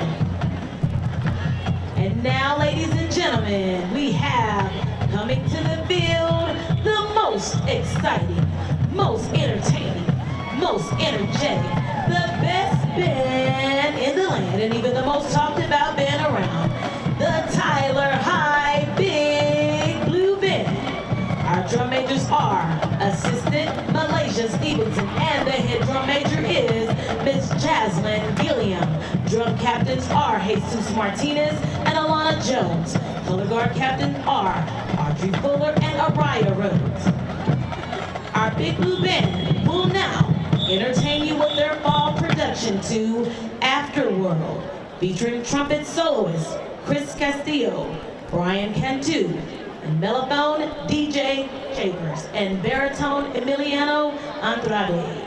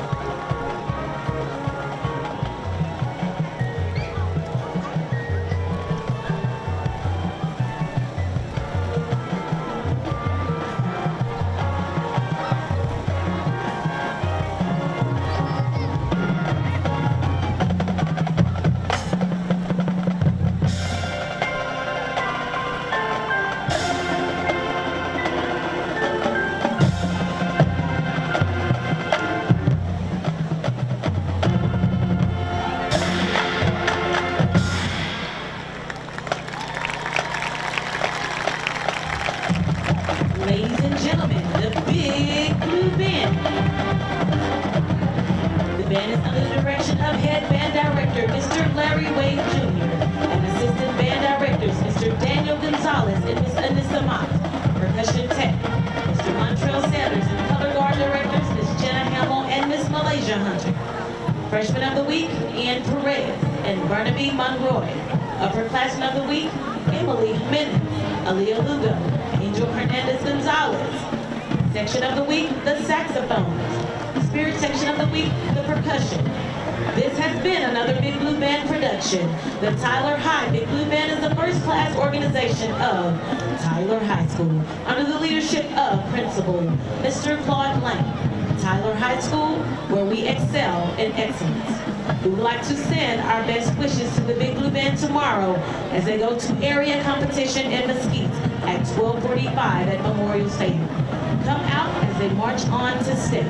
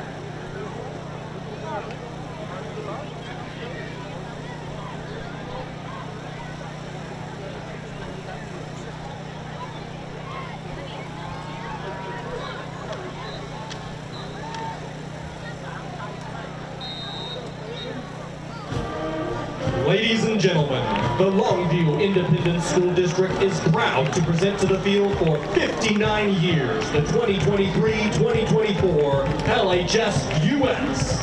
Officers this year are, left to right, Senior Lieutenant Allison Reed, Senior Lieutenant Ava Wilcox, Senior Lieutenant Haley Sanders, Junior Lieutenant Jayla Beecham, and in the center, your captain, Senior Emily Gerald. The Vuettes will now entertain you with their step ladder routine to Made You Look.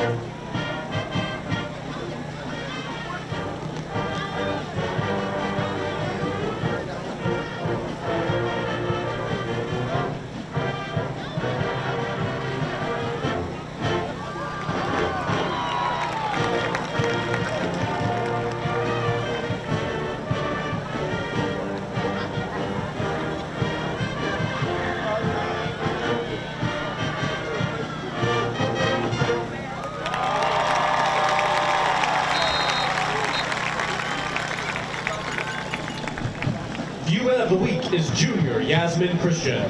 Spirit Girl of the Week is Senior Michaela Langlois. Teacher of the Week is Mrs. Annie Roberts. The Vuettes are under the direction of Mrs. Debbie McGowan and assisted by Mrs. Meg Lawrence.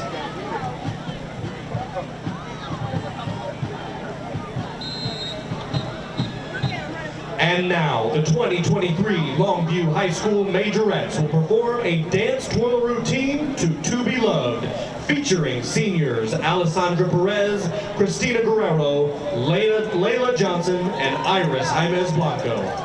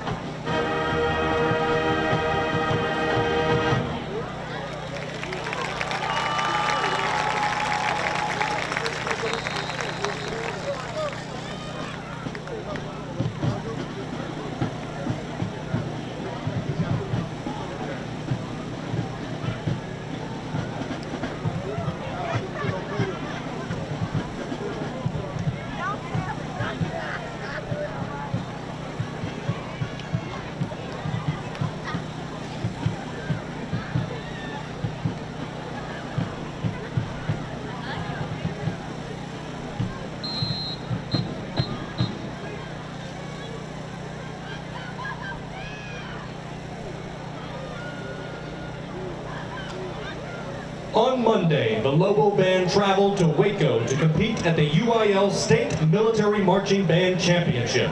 Throughout a preliminary and finals competition held at McLean Stadium on the campus of Baylor University, the Lobo Band was awarded the bronze medal.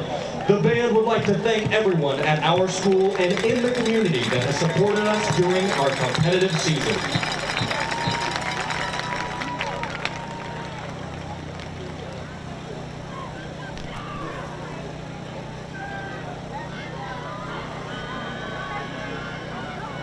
Ladies and gentlemen, under the field direction of drum majors Layla Johnson, Christina Guerrero, and Lainey Weber, the Longview Independent School District proudly presents the award-winning Longview High School Lobo Band. This is the Big Green Marching Machine.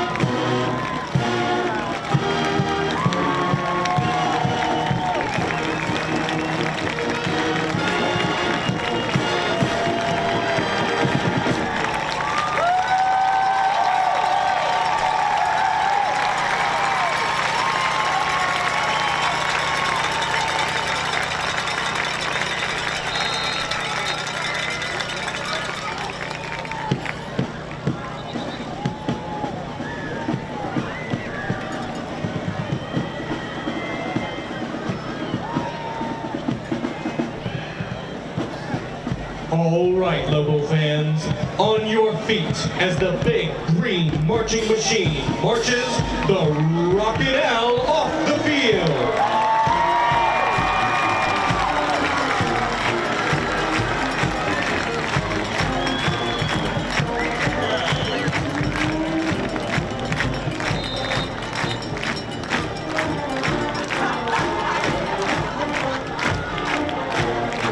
The students and directors of the Lobo Band would like to thank all parents, community members, and LISD for their continued support this season. We would also like to thank our sponsors for this year: Jodak Office Outfitters, Chick-fil-A, Whataburger East Texas, Longview Regional, Eric Dodge Insurance Agency, and Sorey and Hoover LLP. Thank you for your kind attention to tonight's performance, and as Mr. Brewer always said, go Lobos.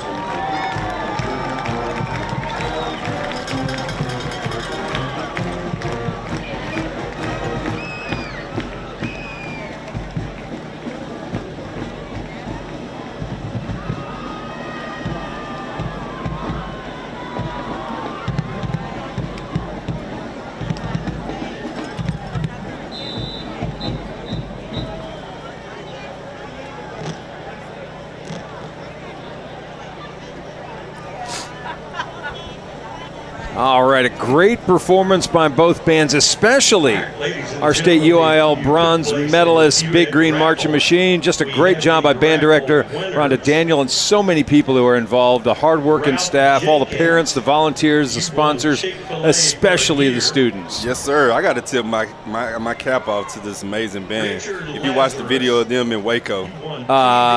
Weather. They had a little weather, didn't they? That's right. Something people may not realize. Our band kids are working hard in the heat of the summer, through the rain, the cold weather, whatever conditions, they're out there in it, just like the rest of the athletes. Yeah, I know an important part of the bond election covers exactly that, by the way. Exactly. A facility that they can practice in during bad weather.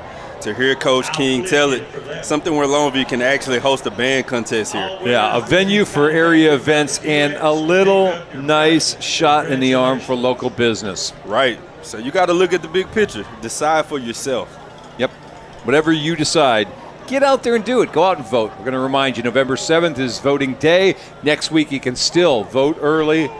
I won't say vote often. You don't want to do that, Absolutely. But you want to vote early anyway. Yes, indeed. Longview, our strength is in numbers, so get out there and definitely show out and show support and vote yes for Longview ISD for these kids. There you go. All right. We have a 20-5 lead at the half.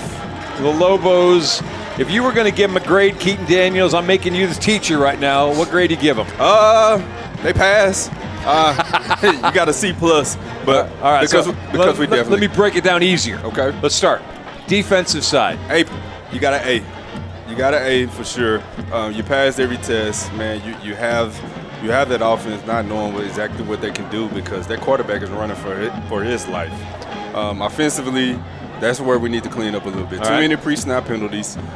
We just hadn't been able to get it cooking a little bit. This team is putting 8-9 people in the box. They're not allowing us to run in on the inside. We're having to bounce everything on the outside, which is we're capable of too. We have the speed, but we just got to clean up some things. Passing, not being able to get any points at the end of that first half there. I know Coach King doesn't like that. You got to be smart with the ball there. Just kind of, if nobody's open in the end zone, you got to get rid of it. And I'm going to ask you, when we don't talk about a lot, special teams. Love it, man. Special teams, other than that one blunder on the extra point that we had blocked, it was a high snap. Other than that, we caught them slipping on the kickoff. Where we just pushed the ball. It wasn't even a design onside kick, but we was able to get it back, and we was able to make do of it. Punt on the punt return team, we muffed the punt again. Yep. So that's a recipe for that'll get you beat in the playoffs. Right. If you continue to keep doing that. So you got to clean that up. You got to do a better job on just being smart with the ball. So I'm feeling like special teams, which we always talk about, unseen yardage. Yeah. We gave up 2 points on a high snap point after that went awry. We got lucky to not give up the ball in the muffed punt. We got a Taylor Tatum 50-yard return, and we recovered a fumble. But we also let at least 2 punts roll for a good 30 or 40 yards. And I know you can risk getting those balls, getting hands on those balls and losing them, but there's a lot of yardage that slipped away from us because we're maybe back deeper on punts. And one of those, of course, that first one was just so short and got a just shot out roll. You couldn't do anything about it. And that's why I gave our overall grade a C+. There you go. Because of everything that's going on. Well, we'll start with a short kick again. This time the Lions field it. And we'll take it across the 30, about 31-yard line, and that's where they'll start on offense to begin the second half. They're trailing by a 20-5 margin. Let's set them up here real fast. Their offensive line goes 235, 247 on the left end, Cabron Edwards and Adrian Crispin. Their center is a big guy, 6'1", 323-pound Joseph Young. At right guard is Michael Cooper. He's a 270-pound senior, and Javion Harper's a 284-pound senior. He is at right tackle. Keandre Powers is their junior tight end. Their receivers, Derek McFall, we saw a lot of in the first half. Deuce Martin, Davion Cyrils. In the backfield, Ashton Arriaga and Jermichael Cooper got most of the work, and then the quarterback is sophomore, 5'6", 150-pounder Caden Granberry. Lobos have done a good job of not letting him get going. His 19 touchdowns this year lead the district. He doesn't have any in the first half, and they start on the ground and get nothing. Something different there. You see who carried the ball. Yeah, McFall. That was McFall there, doing anything that they can to get their all-star athlete the ball whenever he can, because he's dynamic with the football. So you want to give him as many touches as he can. I would ride the wheels. I would ride him till the wheels fall off, especially with the situation that they're in the district standings. Yep. First down, you want him there, I think, is a better place if you're the Lobos than out wide. Yeah, for sure. You miss a tackle out wide, he's going to the house. Inside, and being inside, you also take him out of the passing game directly. And here is a pass complete and for a first down out to about the 48-yard line. So on second down and about 10, they pick up 13 and a first down. And on the catch that time, Deuce Martin. Yeah, the receiver was lined up so wide out there that he really only had one route, and that was a slant, and that's what the quarterback threw at him. Just too much field to cover for Roel, our safety, to be able to get inside to stop that coverage. Back to the ground they go as McFall. Boy, he got around the corner, and Willie in a hurry. He's down the sideline and will be knocked out of bounds at around the 13-yard line. Unusual to see Willie really get beat to the spot. That doesn't happen often. And he shot out like a cannon. Willie took a bad angle there and allowed him to bounce on the outside. As soon as he caught that ball, or as soon as he got the handoff from the quarterback, he looked like he was coming out the blocks. Well, I felt it was going to be better having the ball in his hands in the backfield. Not so sure right now as he explodes for 30. First down, 17-yard line. They'll play action pass. Caught at the 5 and fighting his way to the 1-yard line. Hanging on for dear life, Jaden Simmons on the tackle. But it's going to be first down and goal as it's another catch for Deuce Martin. Same play that they ran earlier.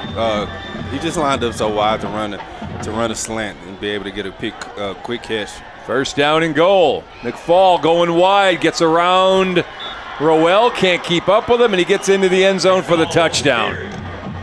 Made easy work of that drive. We gave the defense an 8 for the first half. Definitely don't like to see them giving up points, not easily like they just did on that drive. Tyler High was able to just move the ball methodically down the field to be able to get some points up, and that bodes well for their confidence. Well, I'll tell you what, it was a mix of run-pass, and they really were not very balanced most of the first half. Espinal with the point after. It's good. It's a little closer ball game right now. 20-12, 10:27 to play in the third quarter. We'll take a timeout here on Game Day.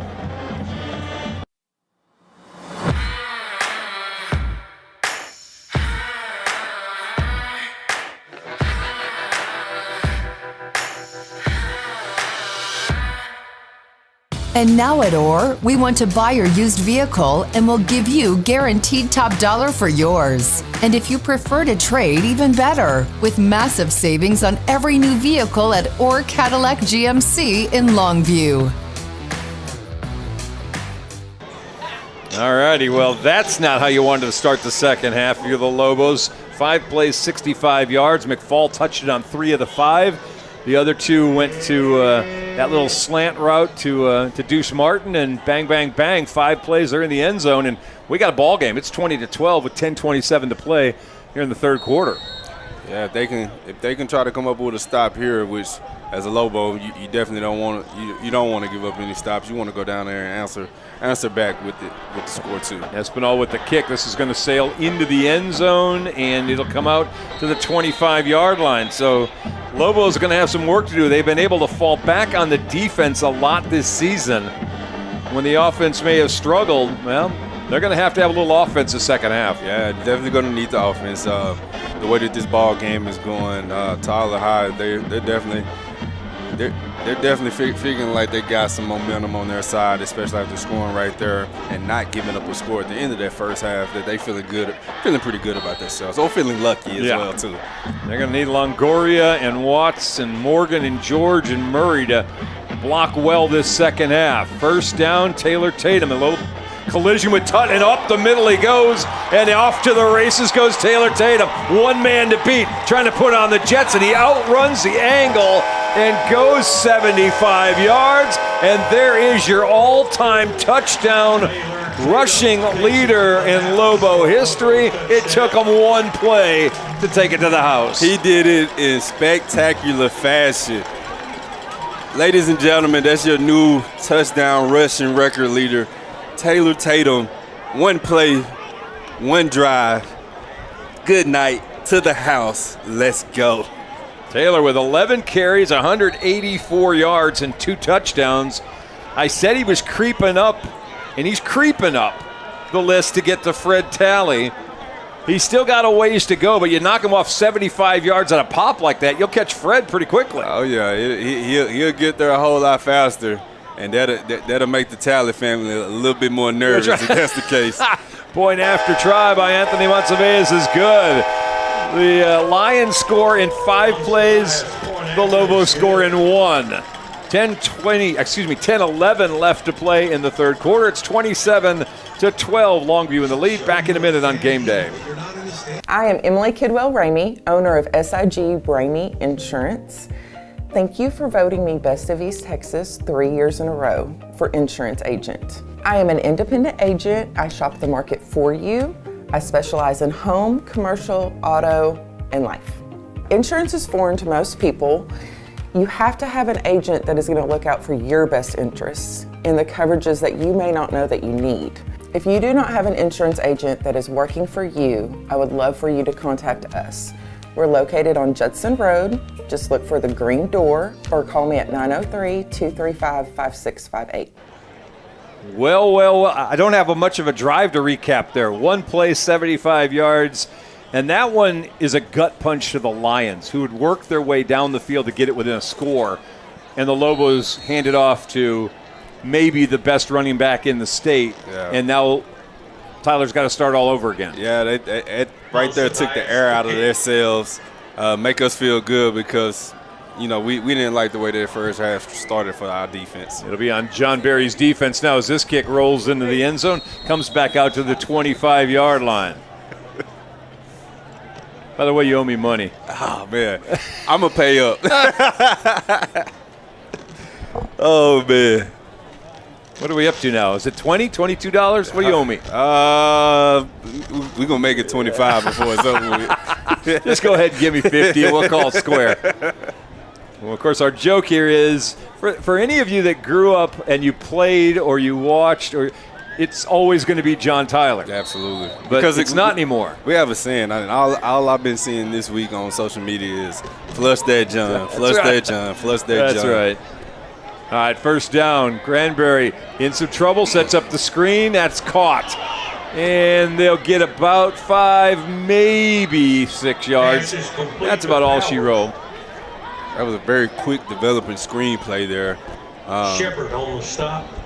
Yeah, he was able to get some manageable gain there. They was able to get him out there in front real quick. It's the first time they've actually used their tight end, who's the guy that caught that. That's Keandre Powers with the reception. He goes for 6, so they make it second down and 4. A little bit different wrinkle, something else to keep an eye on. Yeah, that'll slow your pass rush down a little bit too. And they go back to the ground. That's McFall, who will get a first down across the 35 to the 37-yard line. So they've become much more balanced and diversified than they were in the first half. They just didn't look good in the half. Yeah, and again, watch where he's at. Watch where he's lined up at. That's going to show you, and they're doing us a favor by taking him out this play here. So kind of curious to see what they're going to have here. But their explosiveness has just left the field. Yeah, now you can't watch for him, though. He's on the sideline. They do bring in Latrayson Harrelson. He's number 80. He's closest to the camera. Whoa, low snap. That's going to be trouble. Granberry was trying to scoop it up. That wasn't really the right move. Instead, Deuce Martin gets back there and falls on it and may have saved a disaster, but the young quarterback tried to pick that thing up and make the play still happen and almost cost his team dearly. That's a loss of 11. It puts him in an unfavorable situation there. 2nd and 20, 2nd and 21 here. You don't really have a big play in the playbook, especially with your guy. Well, he's back in, but he's in the backfield now. So you're just hoping that he can just give him the ball and let him just get out there and make plays. It's 2nd down and 21. To the ground they go. McFall trying to get outside. Can't do it that time. Lobo, who made the tackle, is a little bit shaken up.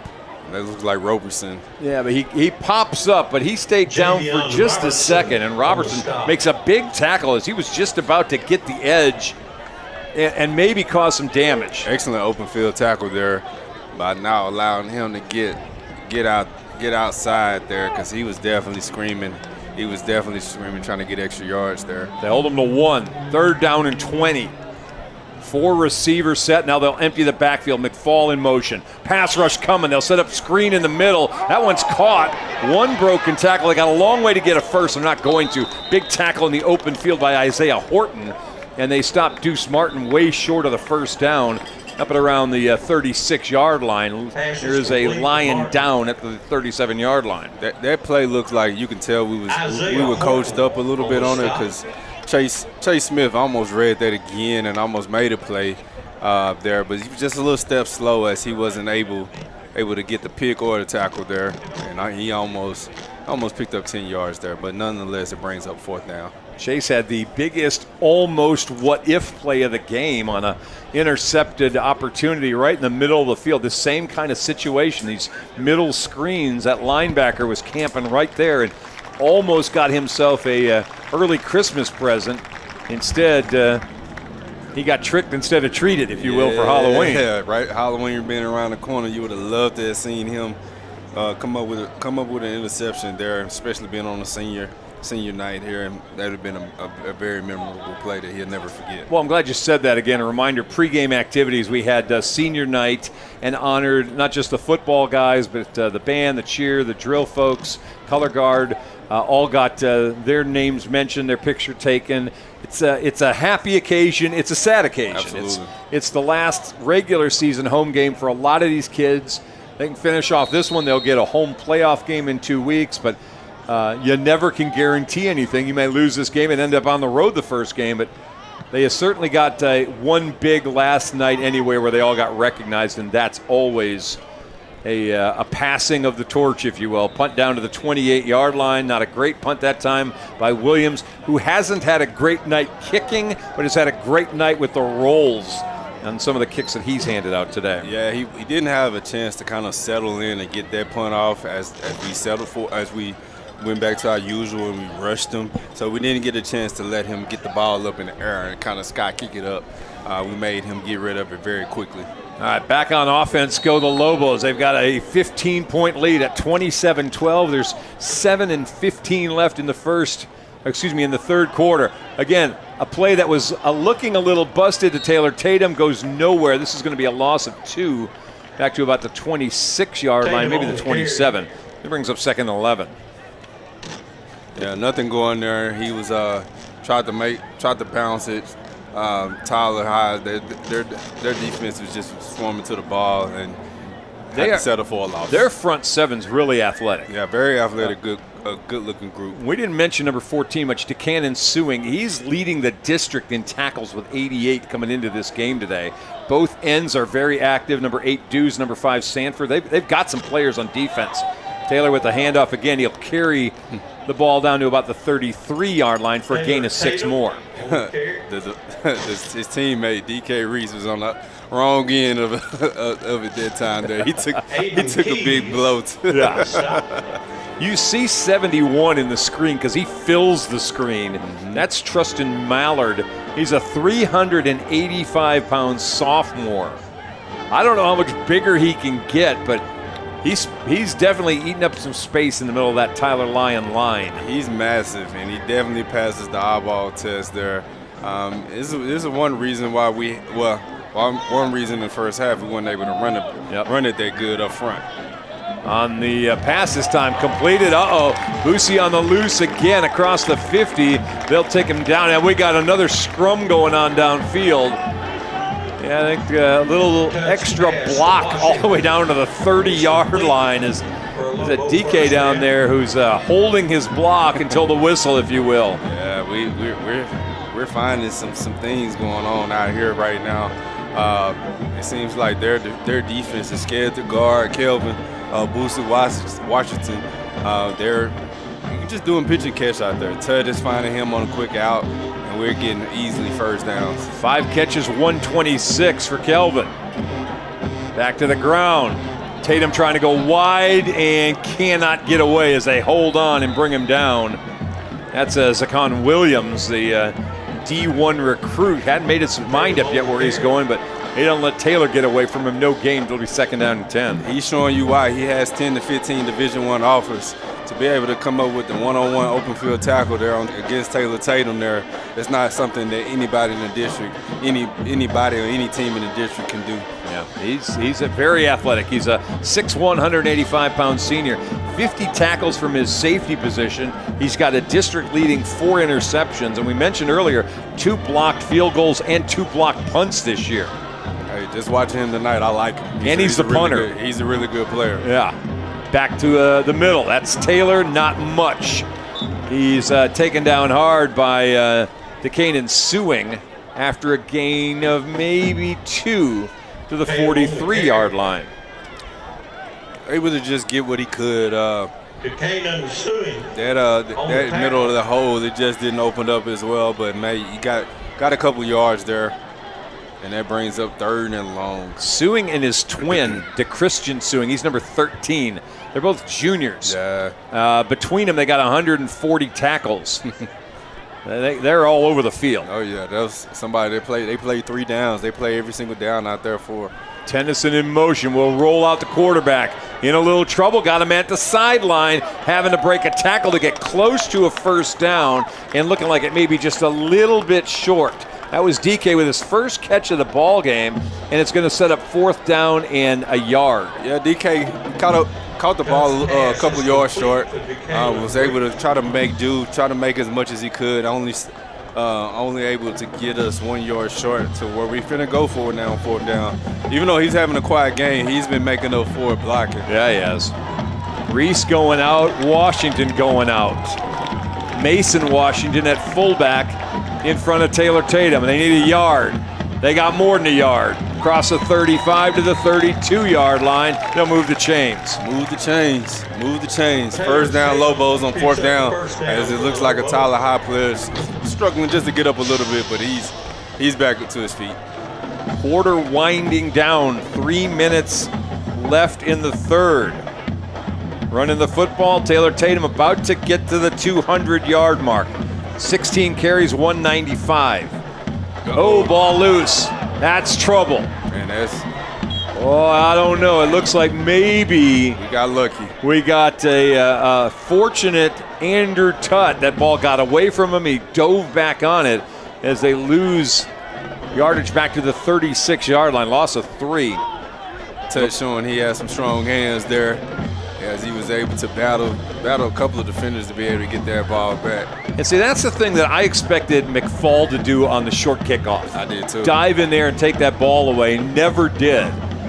Andrew went after that ball aggressively, got it back. Reese coming back into the game. Cedric Martin heading out. 2nd down and 13 at the 36-yard line. Coming up on under 2 minutes now.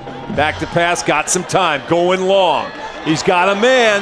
Ball is fought for and caught. He's not going to be in the end zone. The Lobos come up with another touchdown as Boosie Washington is about unstoppable right now as a receiver. 33-12, 149 left in the third, and he just outmuscled the man in the secondary for the touchdown. Take off your hat, young man. You just had a hat trick. That's 3 touchdowns by you, and you're doing that whichever way you want to. You either rush it or you can show him that you can catch it too. Braylon Ford was the guy back there. Ford is 5'10". Boosie just out-wrestled him for the football at his 5'9" self. Point after is good, making it a 34-12 lead, 149 to play in the quarter. We're back in a minute on Game Day.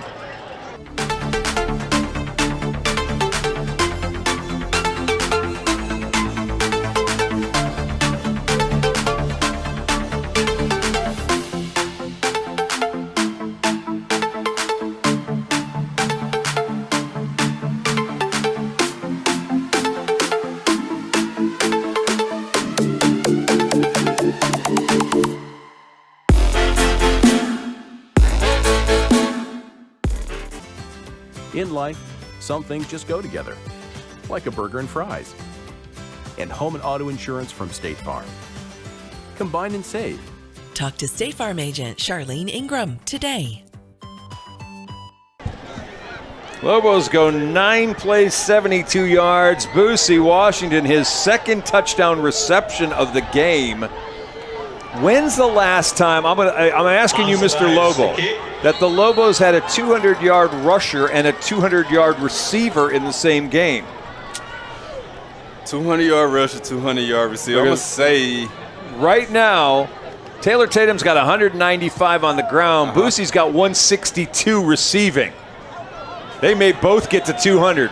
McFall not going hardly anywhere, as this one's going to be stopped at the 17-yard line. Actually, that's not McFall. That's their backup tailback. Actually, their number 3 running back, Ladarius Franklin, on the return. I'm going to say we definitely probably had it. If it hasn't been recently, I'm going to say probably Haynes.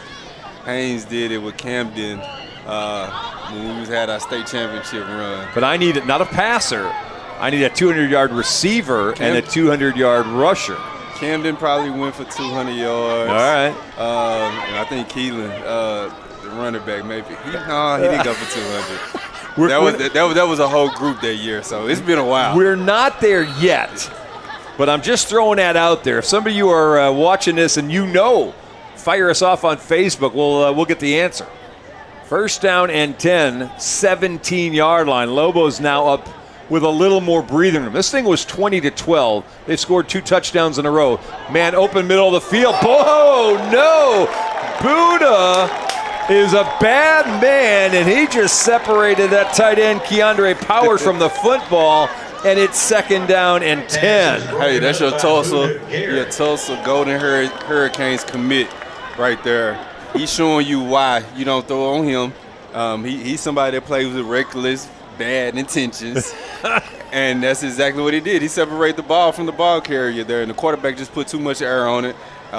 Gave him enough time to be able to get up under and make the play. I got a message saying never. The answer to our question was there's never been a 200-yard rusher and receiver same game.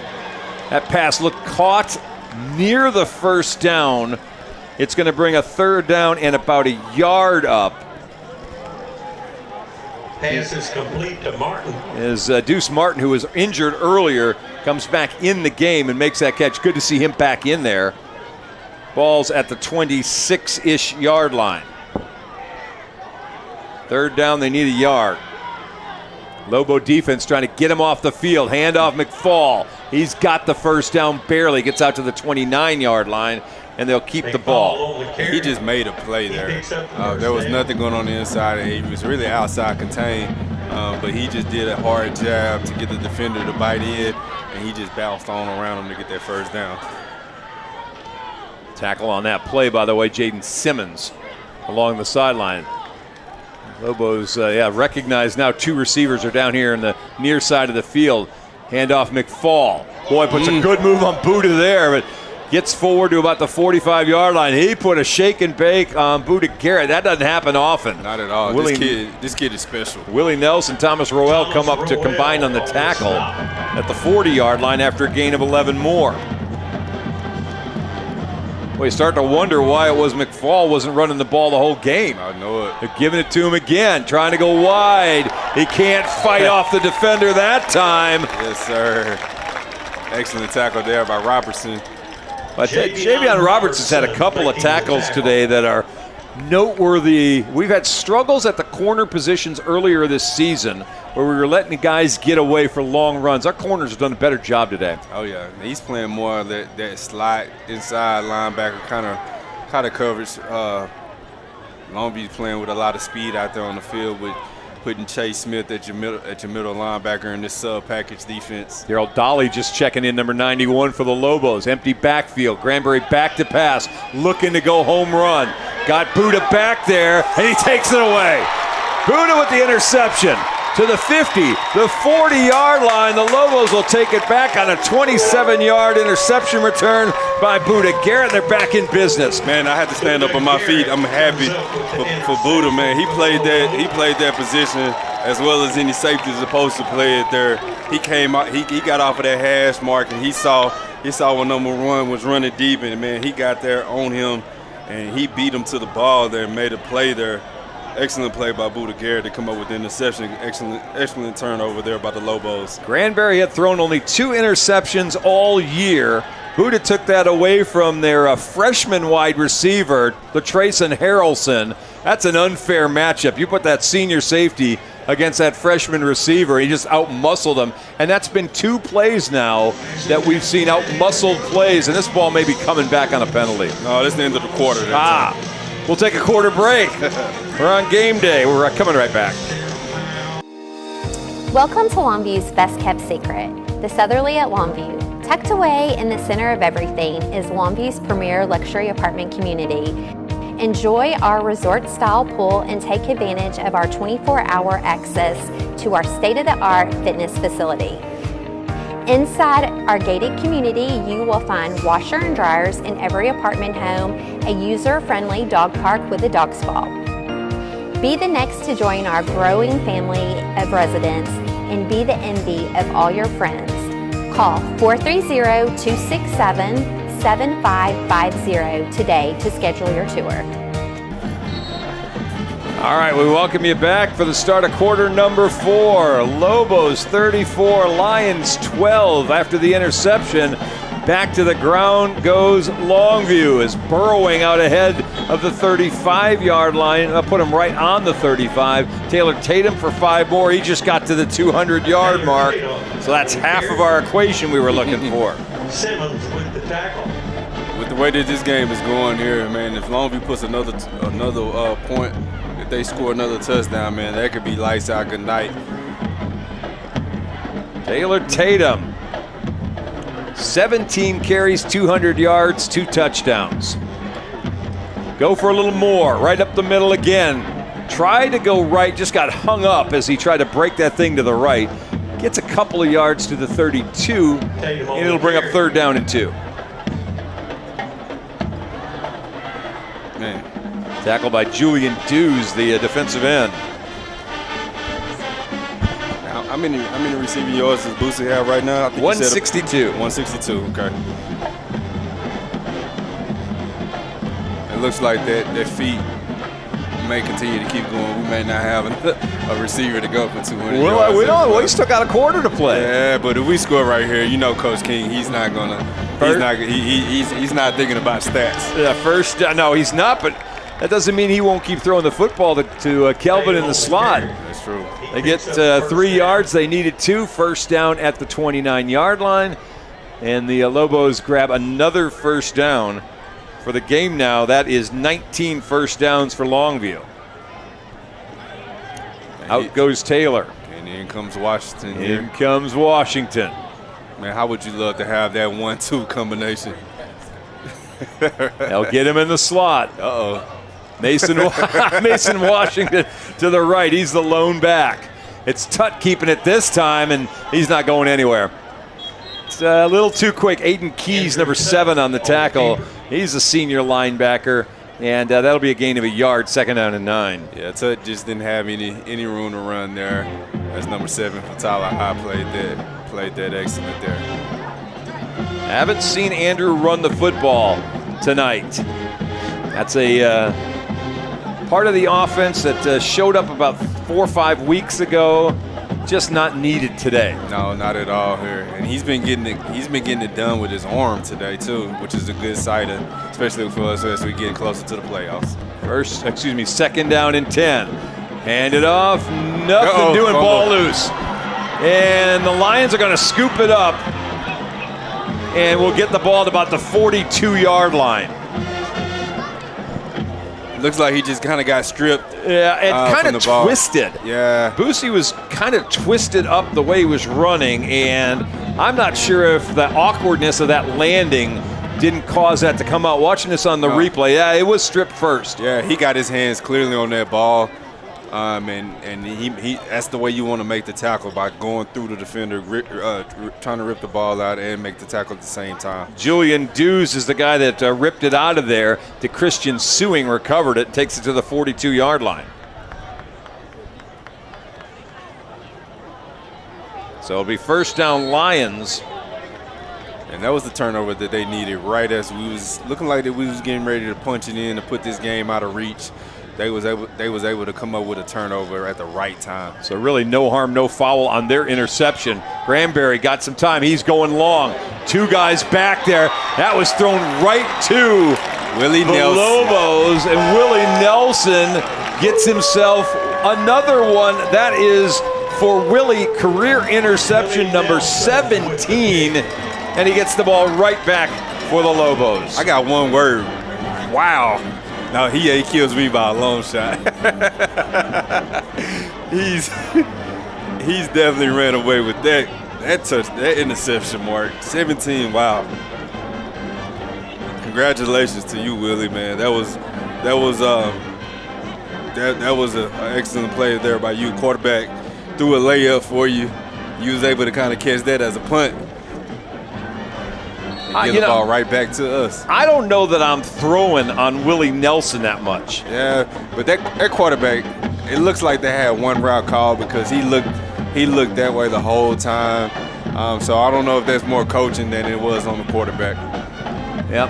I don't care who it's on. I'm not throwing at Willie Nelson. We can blame Granberry the sophomore. We can blame Rashawn Woods the coach. Mason Washington with the carry that time out to about the 23, maybe the 24-yard line for a gain of about 5. It'll be 2nd down and 5. So back-to-back passes intercepted. First by Buda Garrett, then by Willie Nelson. And the Lobos now can start working on the clock. 8:45. How about Taylor Tatum? Started to go wide, decided to come back in. He'll be real close to a 1st down at the 28-yard line. Yeah, able to get a 1st down there. The clock stops as the chains getting ready to get reset. And we're going to continue to get this rolling again here, as Coach King looks like he's in no hurry to get this rolling, as he brings in Rosenberg in to play some tight end. We keep wanting to call him that. Got to. Jamerson Derensburg. Oh my gosh, I'm sorry. You love Rosenberg. I don't know if you were a Cold War spy kind of guy. Ethel and Julius Rosenberg. I just keep messing it up. I am so sorry. Yeah, to cross the 30. Almost. There was a little glimmer of daylight there, and then it went away in a hurry. That hole definitely closed up quick. Yeah, Jaquan Williams on the tackle for the Lions. As Tatum grinds out some more.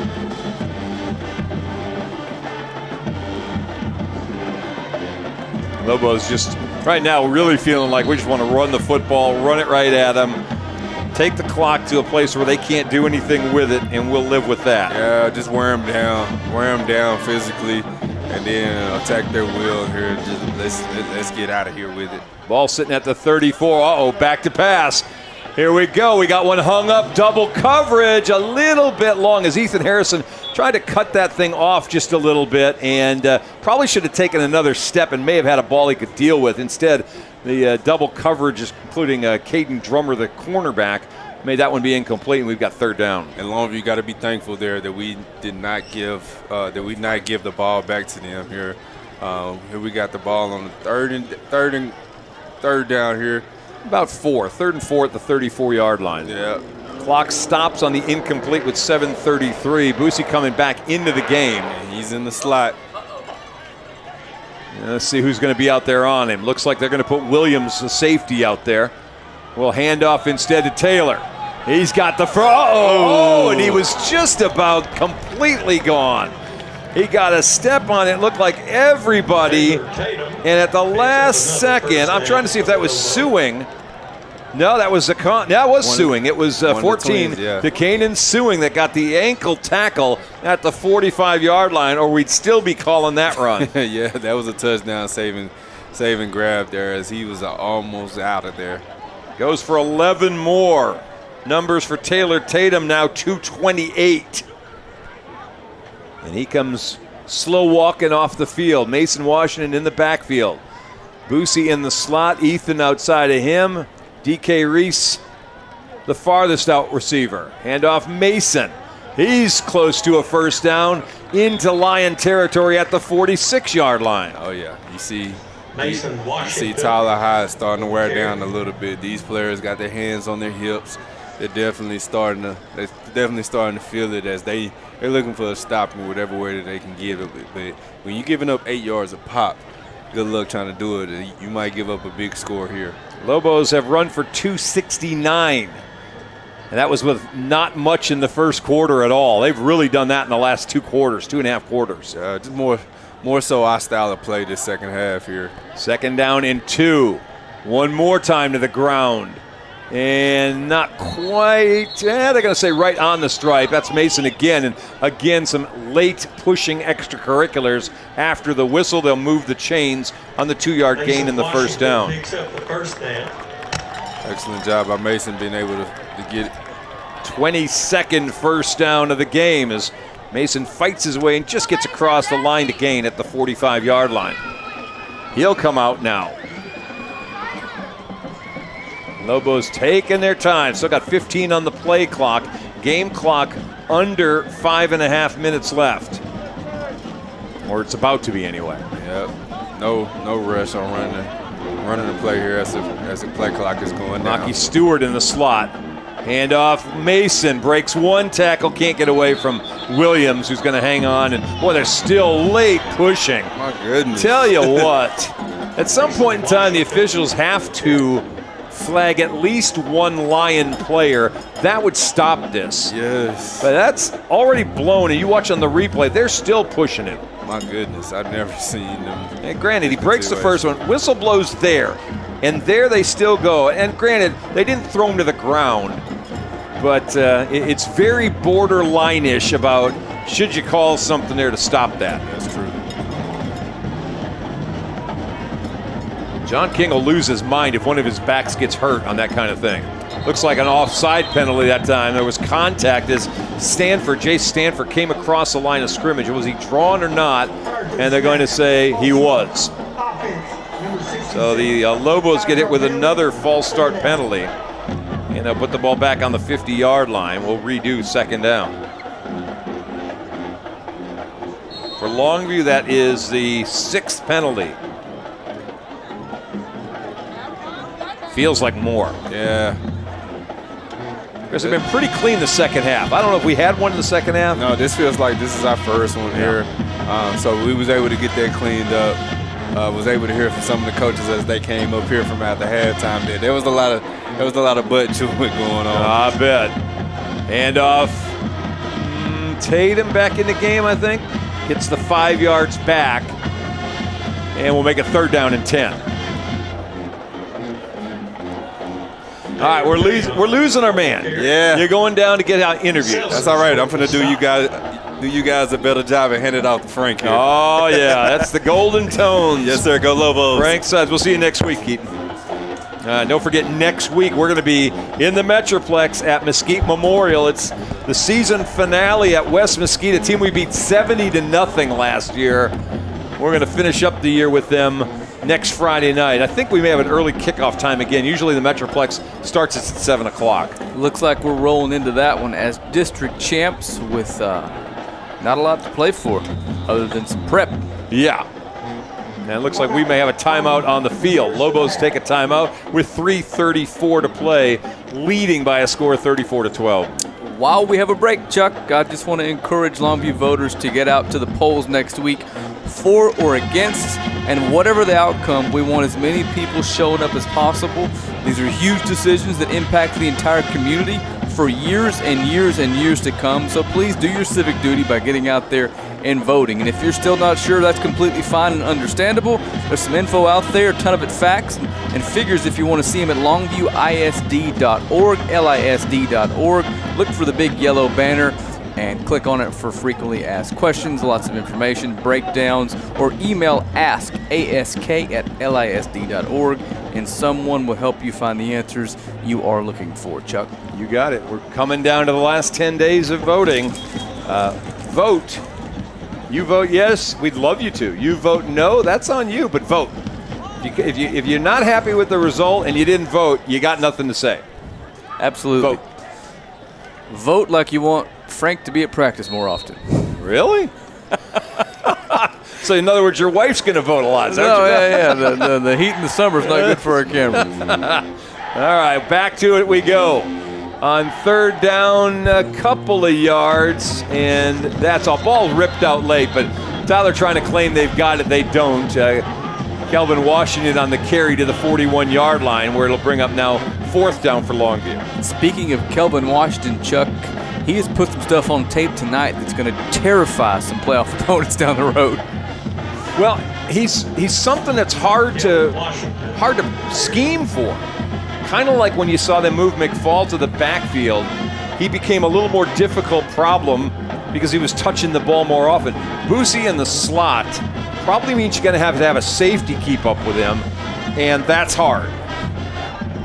You certainly don't want a linebacker out there on him, which means you got to drag one of your safeties down to him, and that probably means opportunities for guys like DK Reese with single coverage. On fourth down. Oh, how about that? Little shake and They bake. needed 6.5 for a first down, and they got much more. Boosie out to the 30-yard line, the 31-yard line, and that's a first down as they snagged out 10 yards and keep the ball. And that may have been the night-night bottle for the baby. I think it's time to put her to bed here, Chuck.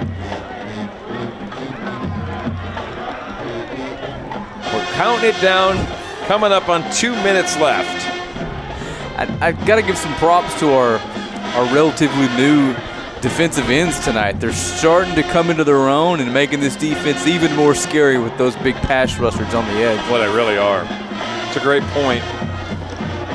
Started to see a little different scheme as well, moving the defensive ends really inside Billy Smith and Zarius Shepard and bringing in Darrensburg had already kind of been in that spot, but bringing in Chris Wilder more really made this a dynamic pass rush, and we're going to get another timeout with 1:49 on the clock. And speaking of Chris Wilder, I've seen him quite a bit on the basketball court, and dynamic is an excellent way to describe this young man's athleticism. A freak on the basketball court, can jump out of the gym, and as you can see, as he's put a little strength on and gotten progressively better as we've gotten here into the back end of the season, he's becoming a serious weapon off the edge. The Lions are really needing help now. They could get in the playoffs, but they had to have a three-way tie unless they were beating Longview and Forney in the last 2 weeks of the season. They really got the weird schedule. Well, not weird, it's just the way it worked for them, is they got the two best teams in the district this year for their 9th and 10th games of the season. So for Tyler now, they're going to have to get some help here. They're going to have Forney lose both their games, and Lancaster, I believe, is going to have to lose one of theirs. So they're going to have some help next week. Uh-oh. Boosie on the loose again to the 20. He'll step out of bounds at about the 13-yard line, 14-yard line as he picks up another first down on a 16-yard gain. And I've got to give the Lions some credit and the new coaching staff. This is the third time I've seen Tyler High, and that goes for you as well. They've shown a lot more fight tonight than I've seen the last couple seasons.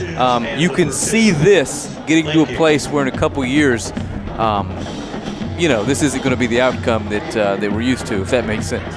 Yeah, they're getting better. I mean, a simple way to put that is they're getting much better. They got blasted the last 2 years. Bad scores the last 2 years. I believe it was a combined 147-3 or something like that. I think in the 3 years. In the last 3 years. The last two, I think it was 91-3. All right. Yeah, that's back tough. to the ground, Mason this time. Washington to the 16-yard line for a gain of 3, and we're counting down to about a minute and a half left. Yeah, and I'll tell Lobo Nation, just a heads up, if you hear me screaming, it's got nothing to do with the football game. The Rangers are down 2 with a man on in the 8th inning, so if we yank one out of here, I'm keeping an eye on that out of my corner of my eye. That's what the yelling's about. All right, well. Jonah Heim, it looks like, up at the plate. They need to hit in a bad way. Do not turn your television. Right. Watch the Lobos. I'll let you know what's going on in the baseball game. Yeah, thanks for ruining that for us. We just had an audience. They're all gone now.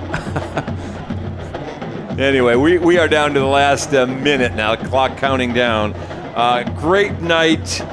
A slow night, but a great night again for Taylor Tatum, who got rolling in the second quarter and really picked it up from there. And we got a helmet off as the extracurriculars continue. Mason Washington down to the 9-yard line where it's going to be third down. We'll probably get one more play.